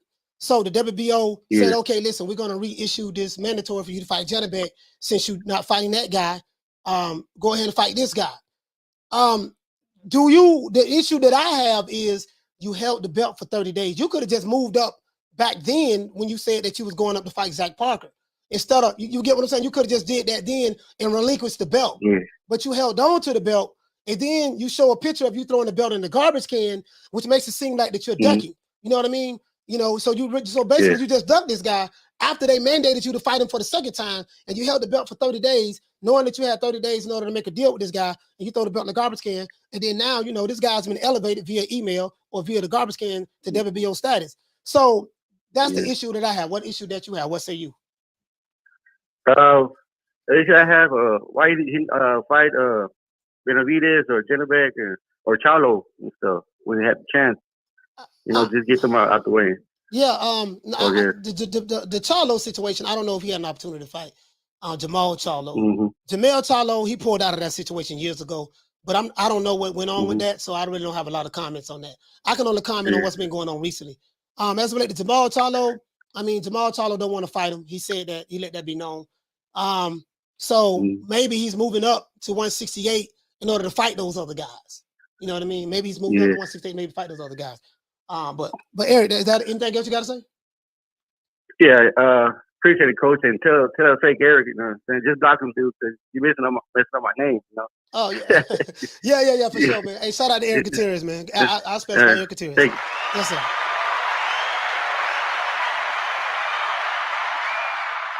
Shout out to Al Money, always getting money. Oh, okay. For renewing his membership, man. Salute to you, fam. Down from the bar, there's a platform stage. People pimping, sharp as razor blades. That's a super chat I'm missing, man. It's a super chat I'm missing. Damn, somebody left a super chat. I'm missing it, man. Shout out to Val. Hey, okay. For dropping that quarter of a bam dub on your boy. Hey, Leroy. Super chat received. Playtime's over, boy. He say hi on off topic question. He say quick opinion on Thomas Sowell. Yeah. I got a lot of love for Thomas Sowell. I read a lot of Thomas Sowell. Like I have some of everybody's books. Like people who make arguments on both sides. Not only do I have Thomas Sowell, but I have Dr. Claude Anderson as well. I have Dr. Neely Fuller as well. So I'm a book reader. I read a lot of books. Fam. So he say love the entertainment and your knowledge on boxing. Yes, sir. I appreciate that. Caller, what's your name? Where you calling from? Oh, this Titus calling from Los Angeles. What's going on today, Coach? Titus calling from Los Angeles. Talk to me, fam. Oh, man, everybody trying to act like Andrade ain't that one, man. He ain't already beat a bunch of dudes. He done beat a bunch of dudes in the amateurs, man. I don't think he's avoiding no fighters. I think fighters is actually avoiding him. I mean, you can. I think they're avoiding him, Coach. You can make an argument in the middleweight division. There's some fighters that have avoided him. You can make an argument with that. But what do you think about Demetrius Andrade throwing the belt in the garbage can, and this is the second time he's been mandated to fight this guy, which is his mandatory, and you don't that doesn't look suspect to you that he held the belt for 30 days, knowing that he should have been negotiating with this guy. And then on the 30th day, he throws the belt in the garbage can and then announces he's moving up. You don't look at that. You don't find any issue with that? I mean, he's a champion. Mm-hmm. He's a champion. He's an undefeated champion. Right. I don't really have an issue with that because, that's not really the big fight. We're looking for Charlo. Okay. Where's Charlo Benavidez? Those are the really big fights. Charlo is in the middleweight division though. You get what I'm saying? So because right, but see, Charlo could have been fought him, right? They could have been fought each other. Yeah, they could have been fought each other. Why Charlo didn't fight him many years ago? Man, I don't know, man. I don't know. I think Jamal Charlo, from what he said on record, that he has an issue with Demetrius Andrade pulled out of a fight with his brother. So he's always said that, and ever since then, that kind of like messed up Demetrius Andrade's credibility to a lot of those people who these are their talking points. I'm not saying I agree with it, but I'm just telling you the talking points, what I've been hearing since I've been online. So, but as to why Jamal Charlo and Demetrius Andrade specifically haven't fought each other, man, it depending on who you talk to, dog. It's all over the place. So I really don't know, man. Hey, but Titus, salute to you, fam. Salute. Hey, thank you for calling in, my brother. Man, salute back to you, Coach. Man, keep on doing your thing, Coach. Man, Yes, I always keep my eyes open for you, sir. man. Yes, sir. Thank you, brother.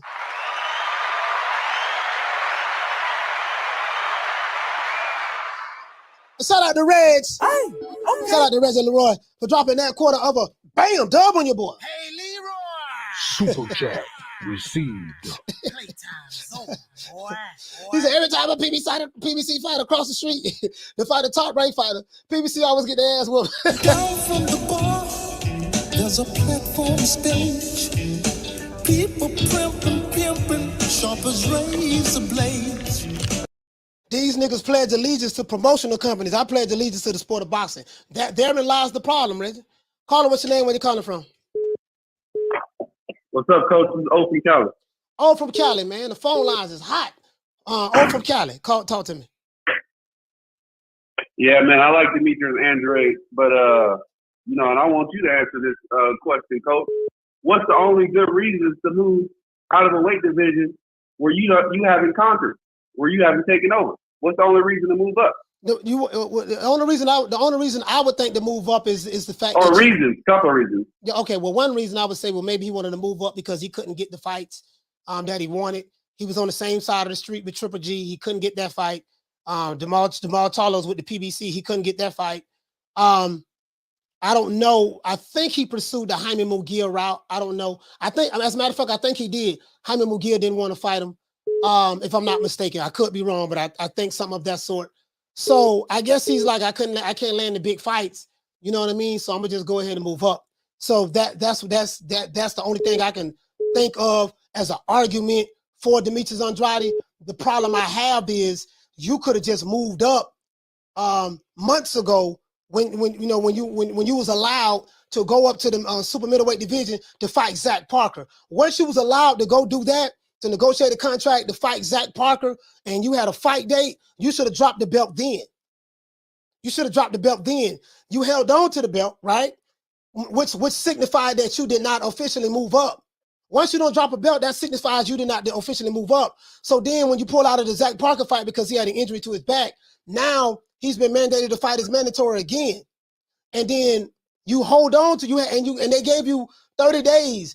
They gave you 30 days to negotiate something with this guy. And then 30 days go by, and on the 30th day, you take a picture of you throwing the belt in the garbage can. Very similar to the way what Riddick Bowe did when he did not want to, when he avoided fighting Lennox Lewis. So it's it's very symbolic what he did. That's why I showed the picture in the beginning of the show with what Riddick Bowe did and what Demetrius Andrade did. It's very symbolic what he did.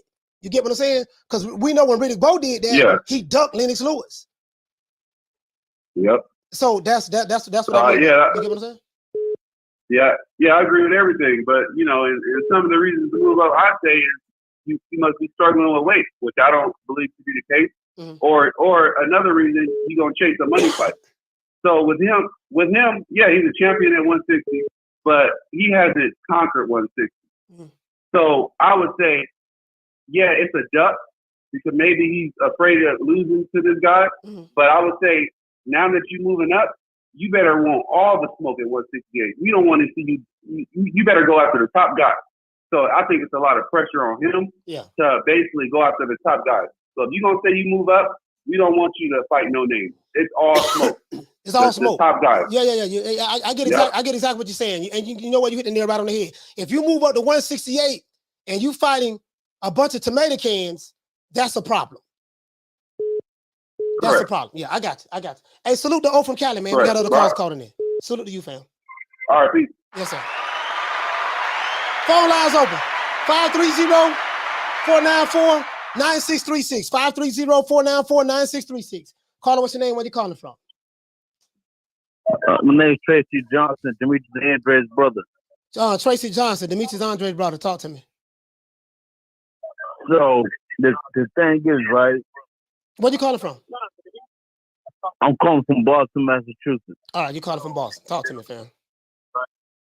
So my brother never ducked nobody. Mm-hmm. He don't duck nobody. He been calling out Charlo for years. And all the guys that's sitting here calling him out now, he been calling them out for years. And they all been saying, oh, well, you don't have nothing that's worth fighting him for right now. So what I don't understand was him being the champion now, and y'all saying that he needs to fight somebody who basically is noticeable. Mm-hmm. But when he been guys out for years and nobody wanted to fight him, why nobody talking about that? Just like the Charlo fight. Yeah. That was signed and whatever. And because it happened between both of them, that's why that fight didn't happen. Right. And that was more so with the Rock Nation. That's why that fight didn't happen. Rock Nation messed that up. He didn't mess that up because he signed his contract and sent it back. You talking about the Jamel Charlo situation years ago, right? Yeah. Okay. So now that he's saying that, okay, let's get it done. And Charlo tried to throw out an amount. And, Eddie Hearn said he'll give that amount. And Charlo still said no. How is that his fault? So now you're talking about Jamal Charlo. I'm talking about whatever Charlo that he was asking to fight. Yeah, that was Jamal Charlo. That was Jamal Charlo in the middleweight division. Yeah, exactly. Yeah, Jamal Charlo middleweight division. Yeah, right. Yeah, you on record with that. Exactly. This is the problem. This is the problem that people have. In the sport, this is the problem people have. Demetrius Andrade, your brother, moved up to super middleweight to fight Zach Parker. We know that he pulled out because he had a back injury, right? So what people are saying is this: because he was mandated to fight his mandatory Janibek prior to moving up, he was allowed to move up in order to put the fight together to fight Zach Parker. Now, once he hurt his back, he pulled out because of an injury. I don't know, not his back. He hurt his shoulder, something like that. He pulled out because of a shoulder. He pulled out of a shoulder injury. Now the WBO saying, okay, he got a little rest. WBO say, okay, you still got to fight this mandatory, so we're gonna reorder this for you to fight this guy in July. He got reordered that in July, and then now you hold on to the belt for 30 days after that mandate, and then you show yourself throwing the belt in the garbage can. So you got to understand that 30 years ago, Riddick Bowe did that exact same thing when he ducked Lennox Lewis. Lennox Lewis was his mando. He ducked his mando. So I'm looking at it from a symbolic standpoint as well. Not only did you, if you moved up in weight and you didn't want to fight the guy, fine. Why when he moved up months ago, why he didn't drop the belt? Why hold on to it?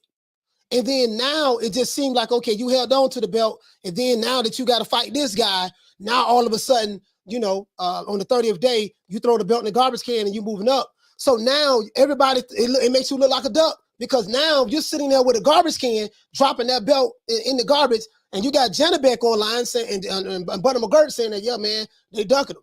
You know what I mean? This man saying three fighters ducking him in the middleweight division. And now he's a champion. You get what I'm saying? So what say you about that? Okay. Well, I asked this, right? Okay.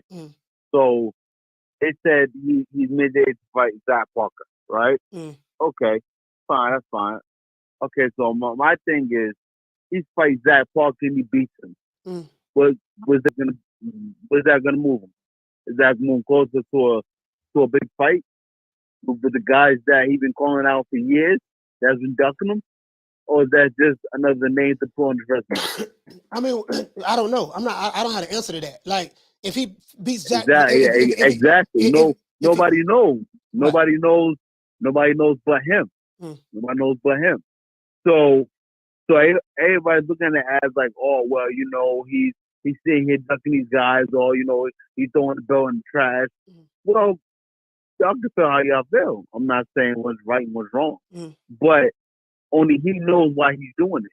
If it's not pushing me towards the fight that I want and the fight that I'm supposed to have, then why even have this fight? Because they said the same thing about probably, I would say, 2 fights ago. And they were like, oh, well, this fight right here should put him in line for the Canelo fight. He won that fight. What happened? Canelo was talking about, who are you? You're a born fighter. Right. And now everybody, and now everybody's on the, Demetrius Andrade is a born fighter. But y'all wasn't saying this before Canelo said that. Was nobody saying Demetrius Andrade is a born fighter before Canelo said that? Right. So I don't. And this what I don't want to do, Tracy. I don't want to go around the world about Canelo and this and that. As it relates. Oh yeah, definitely. No, as it relates specifically to this situation. Is there a reason? Yeah. Is there a reason why Demetrius Andrade did not vacate the belt when he moved up originally a couple of months ago to sign to fight Zach Parker? Was there a reason why he didn't vacate the belt then? I mean, I don't know. So I'm not going to sit here and say, "Oh, this is why." This is why. I have no idea why he didn't vacate the belt. I have no idea. That's something that me and him have to sit down to him and have to explain to me. And when he does, that's still something that only me and him will know. Okay. I have no reason why he did that. Okay. But one thing I will say is that I know my brother don't duck nobody. Okay. I know he don't duck nobody. I know he'll take on anybody who he's lined up to fight. which he has been doing, and the time of his career, and he'll fight anybody who's going to have to fight and what that contract says. And you know, he's not scared to get in there with anybody. But I know one thing I do know: if it's not pushing him to go to the fight that he deserves, then what's the reason of having that fight? What fight does he? What fight does he deserve? He deserves the Canelo or Charlo fight. He deserved that fight. So how is he going to? How is he going to get the Canelo fight? I mean, one. I spoke to it was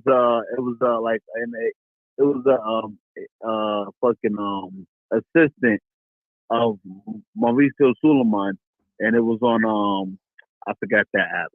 The app that everybody gets in and they talk. The Zone. Oh, WhatsApp? No. It was Zoom? an app. No. It was an app that put on the phone where it's like Twitter, but everybody talks. So it's like a chat room, and everybody's in the chat room and they talk. You might be. And you talking about Clubhouse? Yeah, Clubhouse. Okay. Clubhouse. Yeah, Clubhouse. I went Clubhouse and I spoke to Mauricio Suleiman's assistant, and she agreed. She was like, "Oh, you know, I agree. Ms. Andrade should be next to fight for fight." Well, what I'm saying is, okay, Yeah. so his plan. So basically, to summarize it, this move that he did, throwing his belt in the garbage can, moving up officially to 168. You're saying that this plan was strategic to the point to where the Zach Parker fight, if he can beat this guy, this will put him in line to be the mandatory for Canelo. Is that what you're hinting at or trying to say? I mean, don't put words in my mouth, and I don't want to put it out there as in this is what he's doing. Right. I don't know what he's doing. Okay. You know, I don't know what he's doing. Okay, you don't know. You know, all right. But I will say, you know, if it's not a fight to put him in the position to where he needs, to where he should be, then what's the point? Okay. And then you mentioned Charlo. You mentioned Jamal Charlo. Jamal Charlo is a 160 pounder, and last I checked, I don't think he has any plans on moving up to 168 anytime soon. So your brother's not going to get that fight.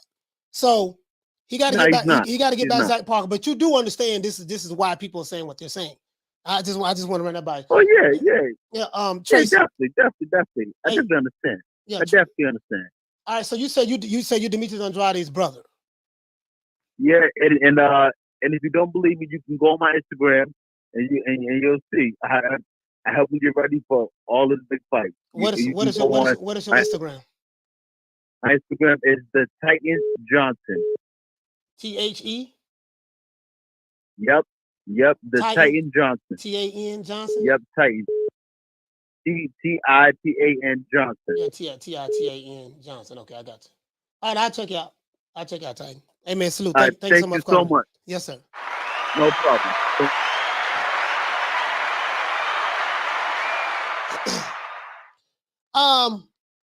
Yeah, man.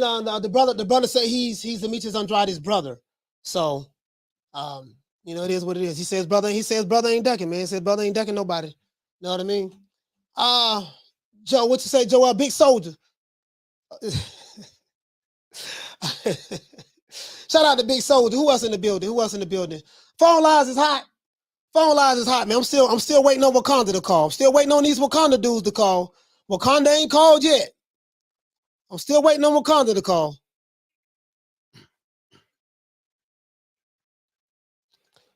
Caller, what's your name? Where you calling from? Hold on. Let me see something. Guys. Hold on. What the hell? Caller, what's your name? Where you calling from? Ed from Oakland. Ed from Oaktown. Talk to me. Hey, this is Demetrius Andrade play cousin. Just fucking with your coach. Nah,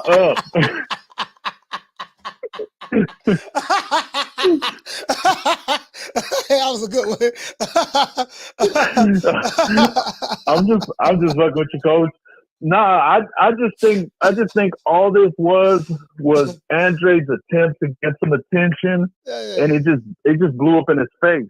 You know what I mean? He wanted to look hella cool because everybody wants a title shot. Yeah. Everybody wants to be a champion, and here you got this man saying "fuck this belt," and it just made him look dumb because it's like, why are you even doing it? You know, I feel bad for him in a way because think about it like this: Charlo's got the state of Texas locked up. Right. You know, Canelo and all these other cats got Mexican fans. I don't know. No. Jamel Charlo might have the state of Texas locked up. Jamal Charlo, they ain't rocking with him like that, man. He looked upon as a cowardly lion in Texas. So, but go ahead, my brother. That's the big little brother, coach. That's the big little brother. Nah, but you know, you got Andrade over there out of Rhode Island.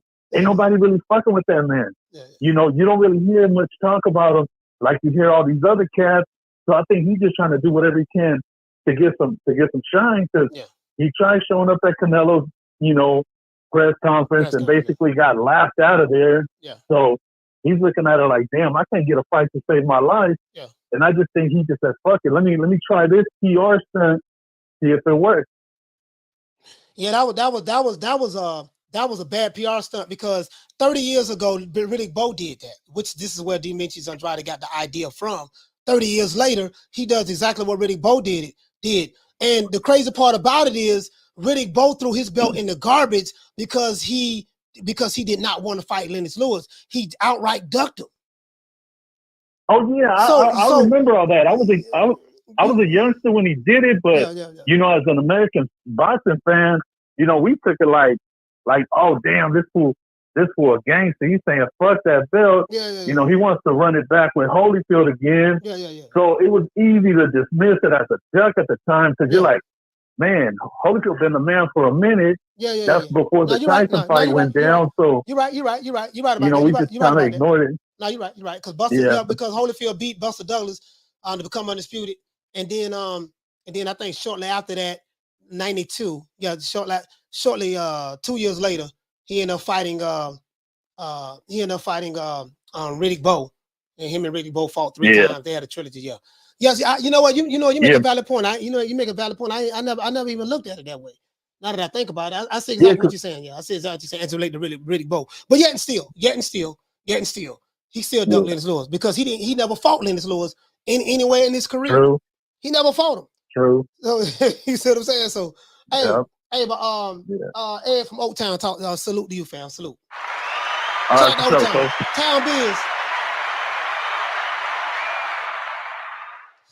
Oh dang, man, I just messed up a super chat. Jugs, man, what the hell? Jugs, sorry about that, man. Damn, man, I had it on Jugs. I had it on Jugs. Dang, Jugs, I lost the dog on super chat, man. Let me see. Anyway, shout out to Jugs. Hey, okay. For dropping that quarter of a bam dub on your boy. Hey, Leroy. Super chat received. Playtime's over, boy. Yeah, man, Jugs, man. I'm sorry about that, fam. Caller, what's your name? Where you calling from? Hey, what's up, Coach? This is Bowe, man. Bowe, talk to me. Hey, man, you know, I rock with Demetrius Andrade, but this is a duck move, man. You know, I can't defend him, can't do it, won't do it, and I won't say this. All the reasons that you said, waiting to the last minute, so all of a sudden now you want to vacate your belt. Yeah. You got this nigga talking greasy on social media about you. Yeah. And you do that to fight Zach Parker, and where you gonna go at from there after Zach Parker? I mean, PBC already blackballed you. Mm-hmm. You're not getting a fight with Canelo. Triple G don't want to fight you. Who are you gonna fight? Whereas though you could have fight Janibek on an ESPN platform, top ranked platform. You got way more exposure. They would have put a buzz in your name if you was to beat, Janibek. But the fact of the matter is that I don't know what his business team is like. I don't know what's going on, but to me, I'm very disappointed in him. It's like you can't be wearing Hagler gear talking about war, and your ass going to fucking vacate your belt on the last day. Yeah, yeah. Like, I don't think Hagler wasn't doing no shit like that. You know what I'm saying? Like that. And like I said, you know, as a Demetrius Andrade fan, I'm disappointed. This is a duck move in my eyes, man, because this is ridiculous. I would have just fought Janibek, got his ass out the way. If you'd have had 6 title defenses, you would have been the WBO super title, right? Right. And you could have moved up and still be a mandatory instead of going to fight fucking Zach Parker, which he is a good fighter, but nobody know who the fuck he is. Yeah, yeah. Like, people now, Janibek is starting to get in the buzz right now. Yeah, yeah. So I would have just fucking took care of him first. Yeah, he's getting a serious buzz, and the buzz that Janibek is getting is that, you know, Jaime Mugia didn't want to fight him. Now this is the problem. This is the problem I have. I'm not gonna hold you up, but you know, when you take a picture of you throwing that belt in the garbage, and I'm telling you, 30 years ago, when I saw that, I said, man, Riddick Bowe ducked Lennox Lewis.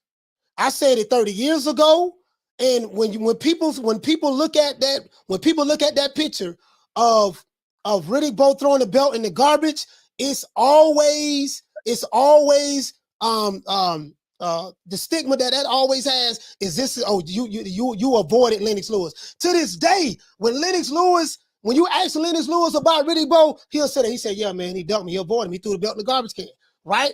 And you know, he threw the belt in the garbage can. He didn't want to fight me. Like boxing, like people who are in boxing right now say that same thing right now to this day. They don't say, yeah, man, you know, he opted to fight Holyfield. He opted to fight the money fight. No. They say, man, they say he ducked him. Even though Evander Holyfield was the money fight, but that ain't the point. The point is the stigma is throwing your belts in the garbage can to avoid fighting mandatories is associated with ducking. So when you do that on the last day that your mandatory, you supposed to start negotiating with this guy, you threw the belt in the garbage can, that's a duck. That's a duck. I agree with you, Bo. Anything else you want to say, fam? We got other callers calling in. Yeah, I think Mike Tyson need to give Andre a call and have him come on his show, and, you know, and be like the Kazakh monster, you know, put a battery in his back, man. Because, like I said, I'm disappointed, man, because I rock with Andre, man. Yeah, I rock with Andre. I can hear it in your voice. Man. I can hear it in your voice. You highly disappointed, man. I can hear it in your voice. I understand, yeah. Hey, Bo, thanks, man. Thank you for calling in. Shout out to Bo. All right.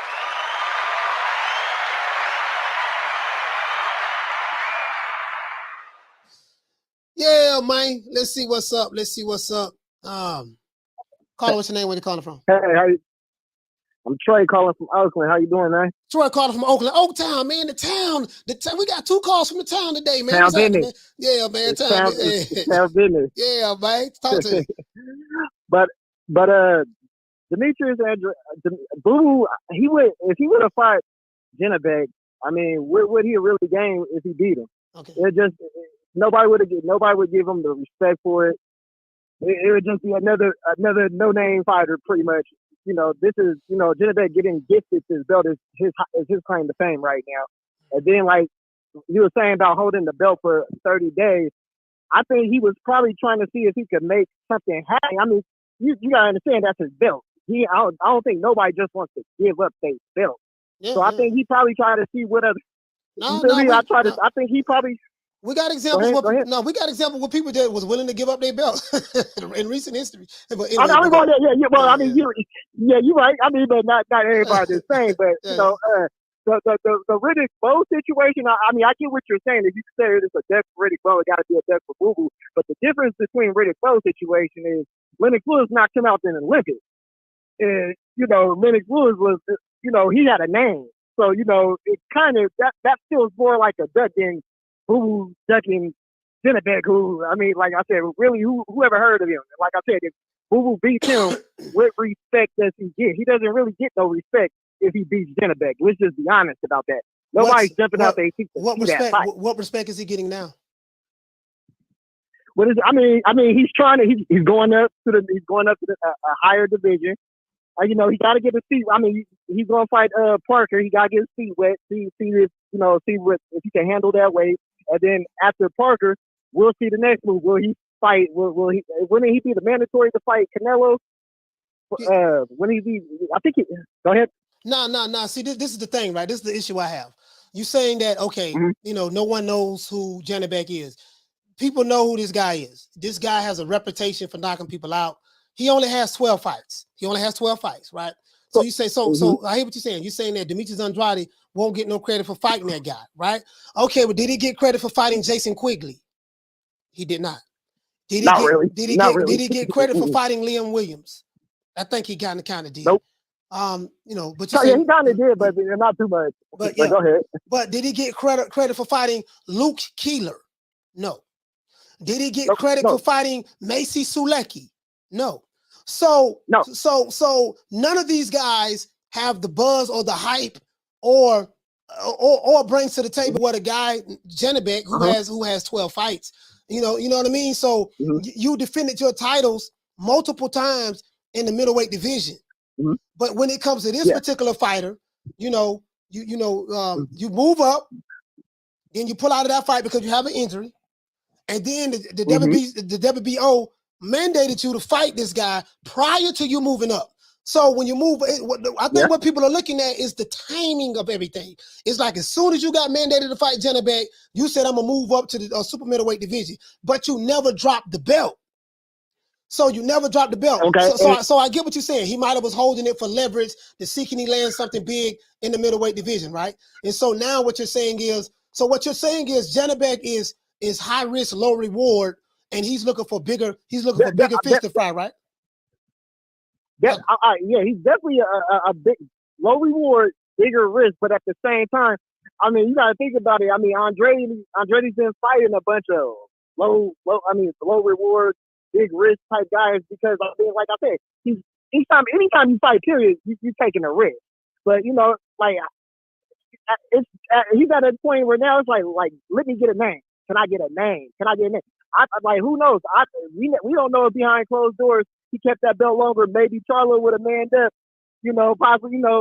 Word is his wife saying that he's having money problems. You know, so who knows? Right. Who knows? I'm just saying, playing devil's advocate with it, though, man. But I mean, at the end of the day, I don't think Andrade ain't ducking nobody. I think Andrade really wants to smoke, and I just think he's probably moving up, going to get his feet wet in the division, in the 168 division, and hopefully, if he doesn't fight Canelo next, fight Benavidez to get to fight with Canelo. I think that would be the smartest thing for him to do. Fight Parker, then fight David Benavidez if he beats Parker, and winner should get Canelo because Canelo can't run too much longer. Okay, all right, we'll see. All right, well, listen, man, Troy from Old Town, salute to you, fam. Shout out to the town.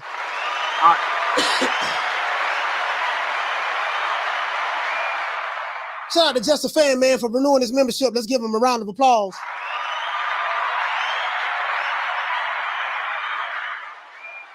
Jones, yeah, I forgot to chat, man, but I did give you the OJ Jew, man. For dropping that $2, bam, super chat on your boy. Hey, Leroy.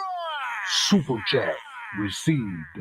Playtime's over, boy. He said, lost my super chat. He said, play that video. He said, play that video. Shut that soft ass shit up. And the best man Shut that that's some soft ass shit. Shut that soft ass shit up. All that soft talking. I know you can do it, man. You got the, man, shut that soft ass shit up. Y'all don't want to hear that, boy. Hey, it's after 2 hours. I'm finna shut the show down, man. Hold on. Shout out to Plutonium. Listen, respect. Hey, okay. Dropping that quarter of a bam dub on your boy. Hey, Leroy. Super chat received. Playtime's over, boy. Caller, what's your name? Where you calling from? Ricky Ricardo, San Antonio. Ricky Ricardo, San Antonio. Talk to me. Hey, how's it going? So yeah, I just wanted to touch on the topic regarding the whole situation. So try and look at it from a practical standpoint. My opinion, Andrade's career is stagnant, and it's been stagnant for a while. Just like Charlo, they're in the same boat, in my opinion. They could have done something with each other to give themselves that boost and momentum that they need unifying, but that's dead in the water right now. So I think, yes, he's ducking, avoiding. I think his team doesn't want to face Janibek because, again, it's just a risk they don't want to take. And I think their team is trying to still pursue that Canelo fight because he wants that payday. He wants something big. So he's going to jump up to fight Zach Parker because Zach Parker is sitting in a nice little spot with the opportunity, doesn't guarantee him a fight with Canelo, but Zach Parker is ranked number 1. So instead of taking the risk at 160, not able to get any opponent, he's going to go for the bag. Okay. And it's not going to guarantee him the bag, but I think that's what it is. He just wants to at least be sitting shotgun, you know what I'm saying, in case he's able to get that opportunity to get that fight. So I think that's what it is. I think it's just a play on that team's part just to get him out the division and to put him in a possible position to face Canelo. Because Zach Parker is number 1. So I think they want that spot. And at least they can sit there. And I don't really, because if he's in activity, I really don't expect him to fight. As soon as he gets up there and fights Zach Parker, I don't expect him to have another fight. Like, you know what I mean? Soon. He'll probably be waiting. They'll still be trying to push for that Canelo fight. Maybe hope they can get a mandatory. Again, I don't know how the WBO rules work when it comes to mandatory. But I think that's what it is, Coach. All they right. just don't want to risk the fight with Janibek. Now, I will say this before I go. I think Andrade gives Janibek the toughest fight, though, style-wise, out of anybody at 160. And Janibek's not going to fight Triple G. There was a statement they made back in the day that he's not going to fight him. So that's my call, Coach. All right, get my 2 pennies. Shout out to Ricky Keep Ricardo. up the good work, Coach. Yes, sir.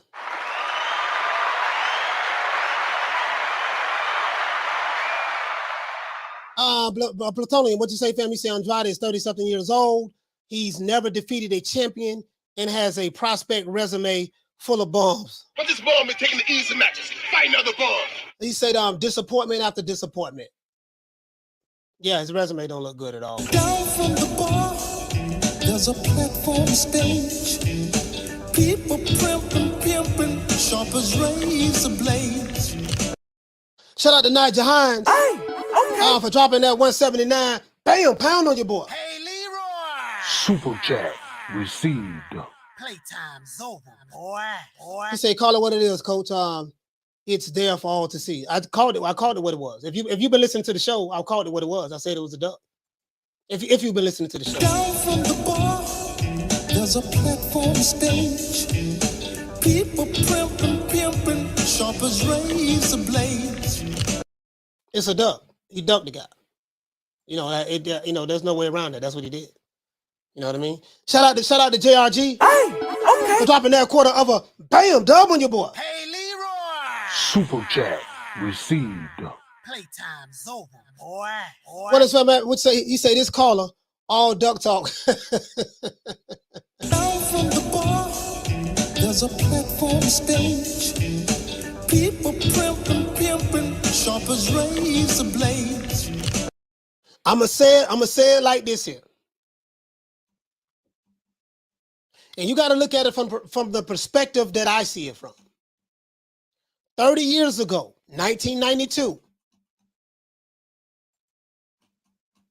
this guy, Riddick Bowe, was mandated by Jose Suleiman, Mauricio Suleiman's father at the time, RIP, to fight this guy, Lennox Lewis. Riddick Bowe was the undisputed champion of the world at that time. Riddick Bowe, once he did not want to fight Lennox Lewis. For whatever the reason may be. You can say, well, he didn't want to fight him because he wanted to fight the tougher fight over here. He didn't want to fight him because of this. Whatever the reason may be. Fact of the matter is, he threw a press conference, him and his manager, Rock Newman, and they threw the belt in the garbage can. What was the end result? The end result was, when you look at Lennox Lewis's and Riddick Bowe's resumes, it's one fighter that they have not fought that's on their resume. Guess what? They never fought each other. True. He never fought him. So he ducked him. Demetrius Andrade, this is the last call.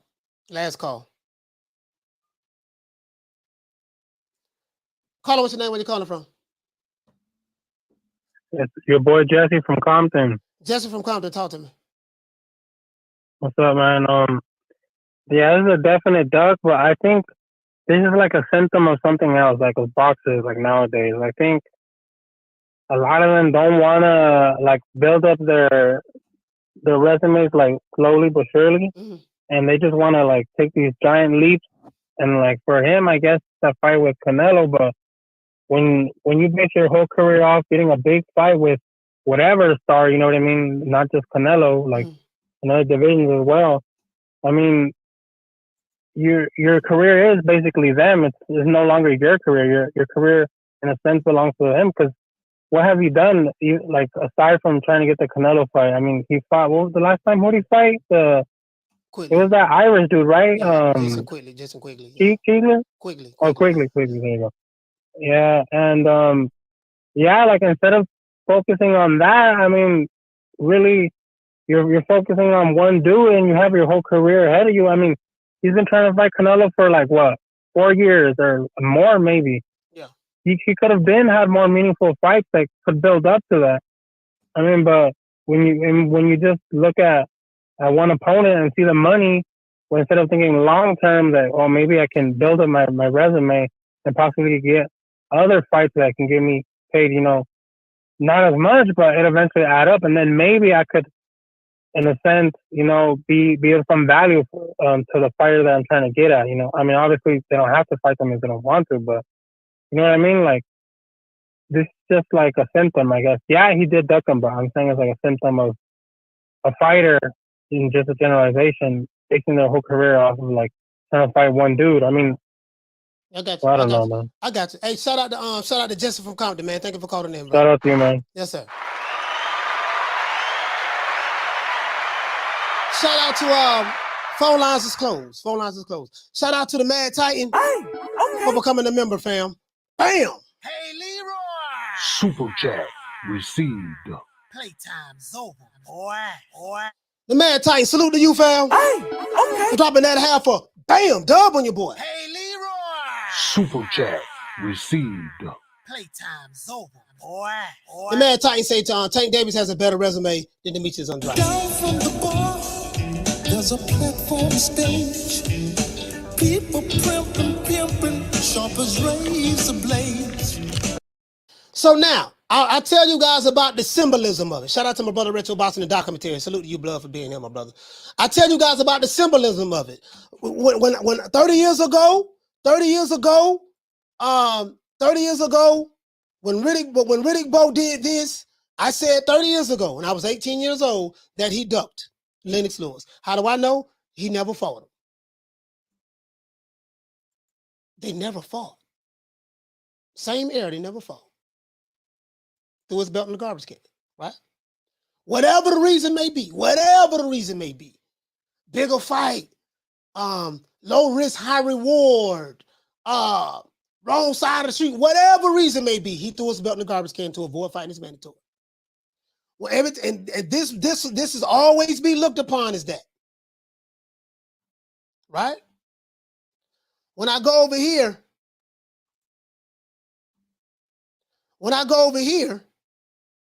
he did the exact same thing right here.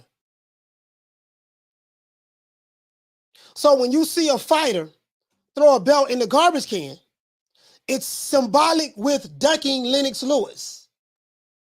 It's symbolic with ducking your mandatory. I'm trying to paint a picture for you. And he got this idea from Riddick Bowe, because Riddick Bowe did it first 30 years ago.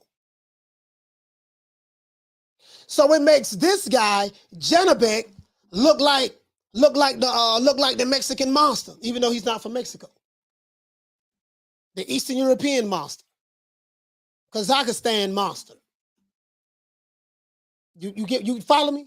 So that's all I'm saying, dog. That's what it is. I gotta call a spade a spade. If it was anybody else, we'll be saying the same thing. You have to understand this. You have to understand this what it is. You don't have to agree with it. I'm not trying to get anyone to agree with me. You don't have to agree with it. We can just agree to disagree on it. You get what I'm saying? But it is what it is, man. Let's give everybody a round of applause.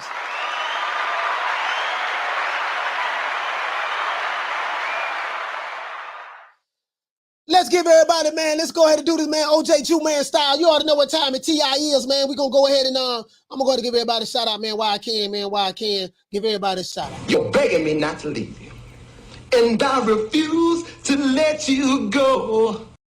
I had the phone lines open. My adversaries, as usual, did not call into the show. These internet gangsters who want my address, they did not call into the show. Find your nuts. Maybe you can call back tomorrow. I'll be here, 3 o'clock Eastern Standard Time. Okay. Shout out to Flex. As a matter of fact, let me go ahead and refresh this. And we got a lot of people called in today. Shout out to SP from San Diego. Shout out to Eric Gutierrez from Houston. Shout out to Titus from LA. Shout out to O from Cali. Shout out to Tracy Johnson from Boston. Shout out to Ed from Oaktown. Shout out to Bowe. I think Bowe from Massachusetts, if I'm not mistaken. It's somewhere over there. Shout out to Troy from Oaktown. Shout out to Ricky Ricardo from San Antonio. Shout out to the Titan Johnson, man. Shout out to Tracy Johnson from Boston. Demetrius Andrade's brother. Salute to you, fam. And thank you for calling in. Shout out to Jesse from Compton. As a matter of fact, I gotta go follow you on Instagram. So, oh my bad. Gotta go follow you on Instagram. It is what it is, man. Shout out to let's go ahead and make this do what it do, man. Shout out to Ron Boy Fresh. Shout out to Dantes. Shout out to Chickarelli from LA. Yay. Shout out to Damian Bennett. Shout out to Lil Green Eyes P. Shout out to Charlo. Shout out to Ahmed. Shout out to Knockdown 305. Shout out to Thomas Jones. Shout out to Fistiana Fights. Anybody from Wakanda, this is war from the rest of the year. I don't like none of you niggas from Wakanda. I hate you niggas with a passion. This is a war from the rest of the year. Y'all started some shit. I tried to leave y'all alone. You know what I mean? Y'all want to come over here with the threats. Guess what? I want all the smoke. Phone lines will be open 7 days a week and twice on Sundays. It is what it is. I want it. Do not find your nuts and call into the show. Save this number in your phone, Wakanda. 530-494-9636. Anybody feel some type of way because they think that that I hate the PBC and you don't like my criticism and you ignore all the other companies that I talk about and give criticism to and promoters. If you feel some type of way, say that number, man. Call me tomorrow, man. I want to hear from you. Shout out to Misfit. Shout out to Fistiana Fights. Shout out to Thomas Jones. Shout out to Retro Boston and Documentaries. Shout out to Schoolo X-Man. Shout out to Mark Nash. Shout out to Philly Fly. Shout out to Adrian Big 30. Shout out to A. Sneed. Shout out to Dr. Paul Evans. Shout out to Arlette. Shout out to Lisa Bales. Shout out to Smith & West from Detroit. Shout out to Punch Perfect Boxing. Shout out to Here to There. Shout out to True Gritter 402. Shout out to Hell Hero Elite. Shout out to Jay Rodriguez. Shout out to Fowler Bond. Shout out to Philo 58. Shout out to Will. Shout out to Big Will. Shout out to Miguel. Shout out to Carmen Serene. Shout out to Kathy W. Shout out to J Dog getting it in. Shout out to Dean West. What's happening? Shout out to Bless 365. Shout out to AB Sounds. Shout out to Butch the Can Man Cassidy. Shout out to MFB. Shout out to Bernard Burton. Shout out to Bishop Don Magic Wand. Shout out to Big Hope from Maryland. Shout out to Manny 209. Shout out to Major Key Boxing. Shout out to Arnold Muketti. Shout out to Deborah Booker. Shout out to Doug Rightside. Shout out to Lady Shan Dunlap Season. Shout out to Drummond for All Live. Shout out to Javon Soto. Shout out to Candy Slim. Shout out to Just a Fan. Shout out to Boxing Nerd. Shout out to Manny G. Shout out to Old Dirty Boxing. Shout out to Frank the Tank with the Big Bank. Shout out to Ricky Ricardo. Shout out to Al Money. Shout out to Flex BX. Shout out to LaShawn. Shout out to BWON. Shout out to Frank Forbes. Shout out to BWG. Shout out to Get Touched Up Boxing. Shout out to Oscar Radio. Shout out to Swift 718. Shout out to Stephen Bateman. Shout out to BG from the Hot Boys. Shout out to the one Mr. Ham. Shout out to John Doe. What up, Doe? Shout out to Sabrina Lee. Shout out to S. Kamani. Shout out to Eric Grimey. Shout out to Jay. Shout out to El Lobo. Shout out to Boss Dog. Shout out to Real Talk. Shout out to the Mad Titan, man. Shout out to the Mad Titan, man. I take all threats seriously. So anybody threaten me thinking they're gonna come to my house and do something to me and my family, listen, I promise you I got something for you. Your mama. Ooh, I ain't gonna. Ooh, let me. Sorry about that, guys. Sorry about that. Let me keep my mouth closed. Other than that, that's it. It's our boy, Coach Malachi Williams signing out. We got another show at 8 o'clock.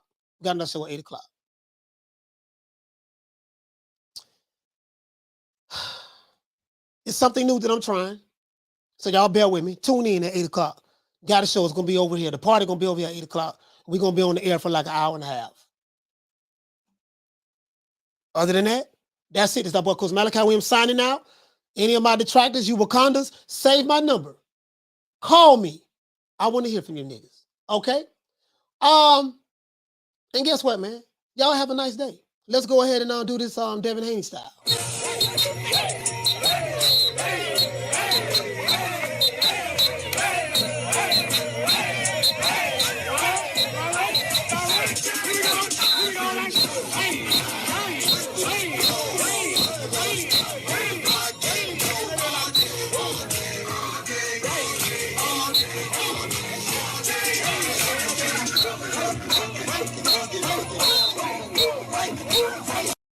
Hey, man, you know my motto, man. I see you guys later on. See you tomorrow at 3 o'clock. We got a show at night at 8 o'clock. Right here. It's going to be over here, though. Other than that, it's about Coach Malachi Williams signing out. New Media Today USA Boxing. You know my motto. Don't meet me there, beat me there. Peace. Man, I'm out of here, bro. Let's go.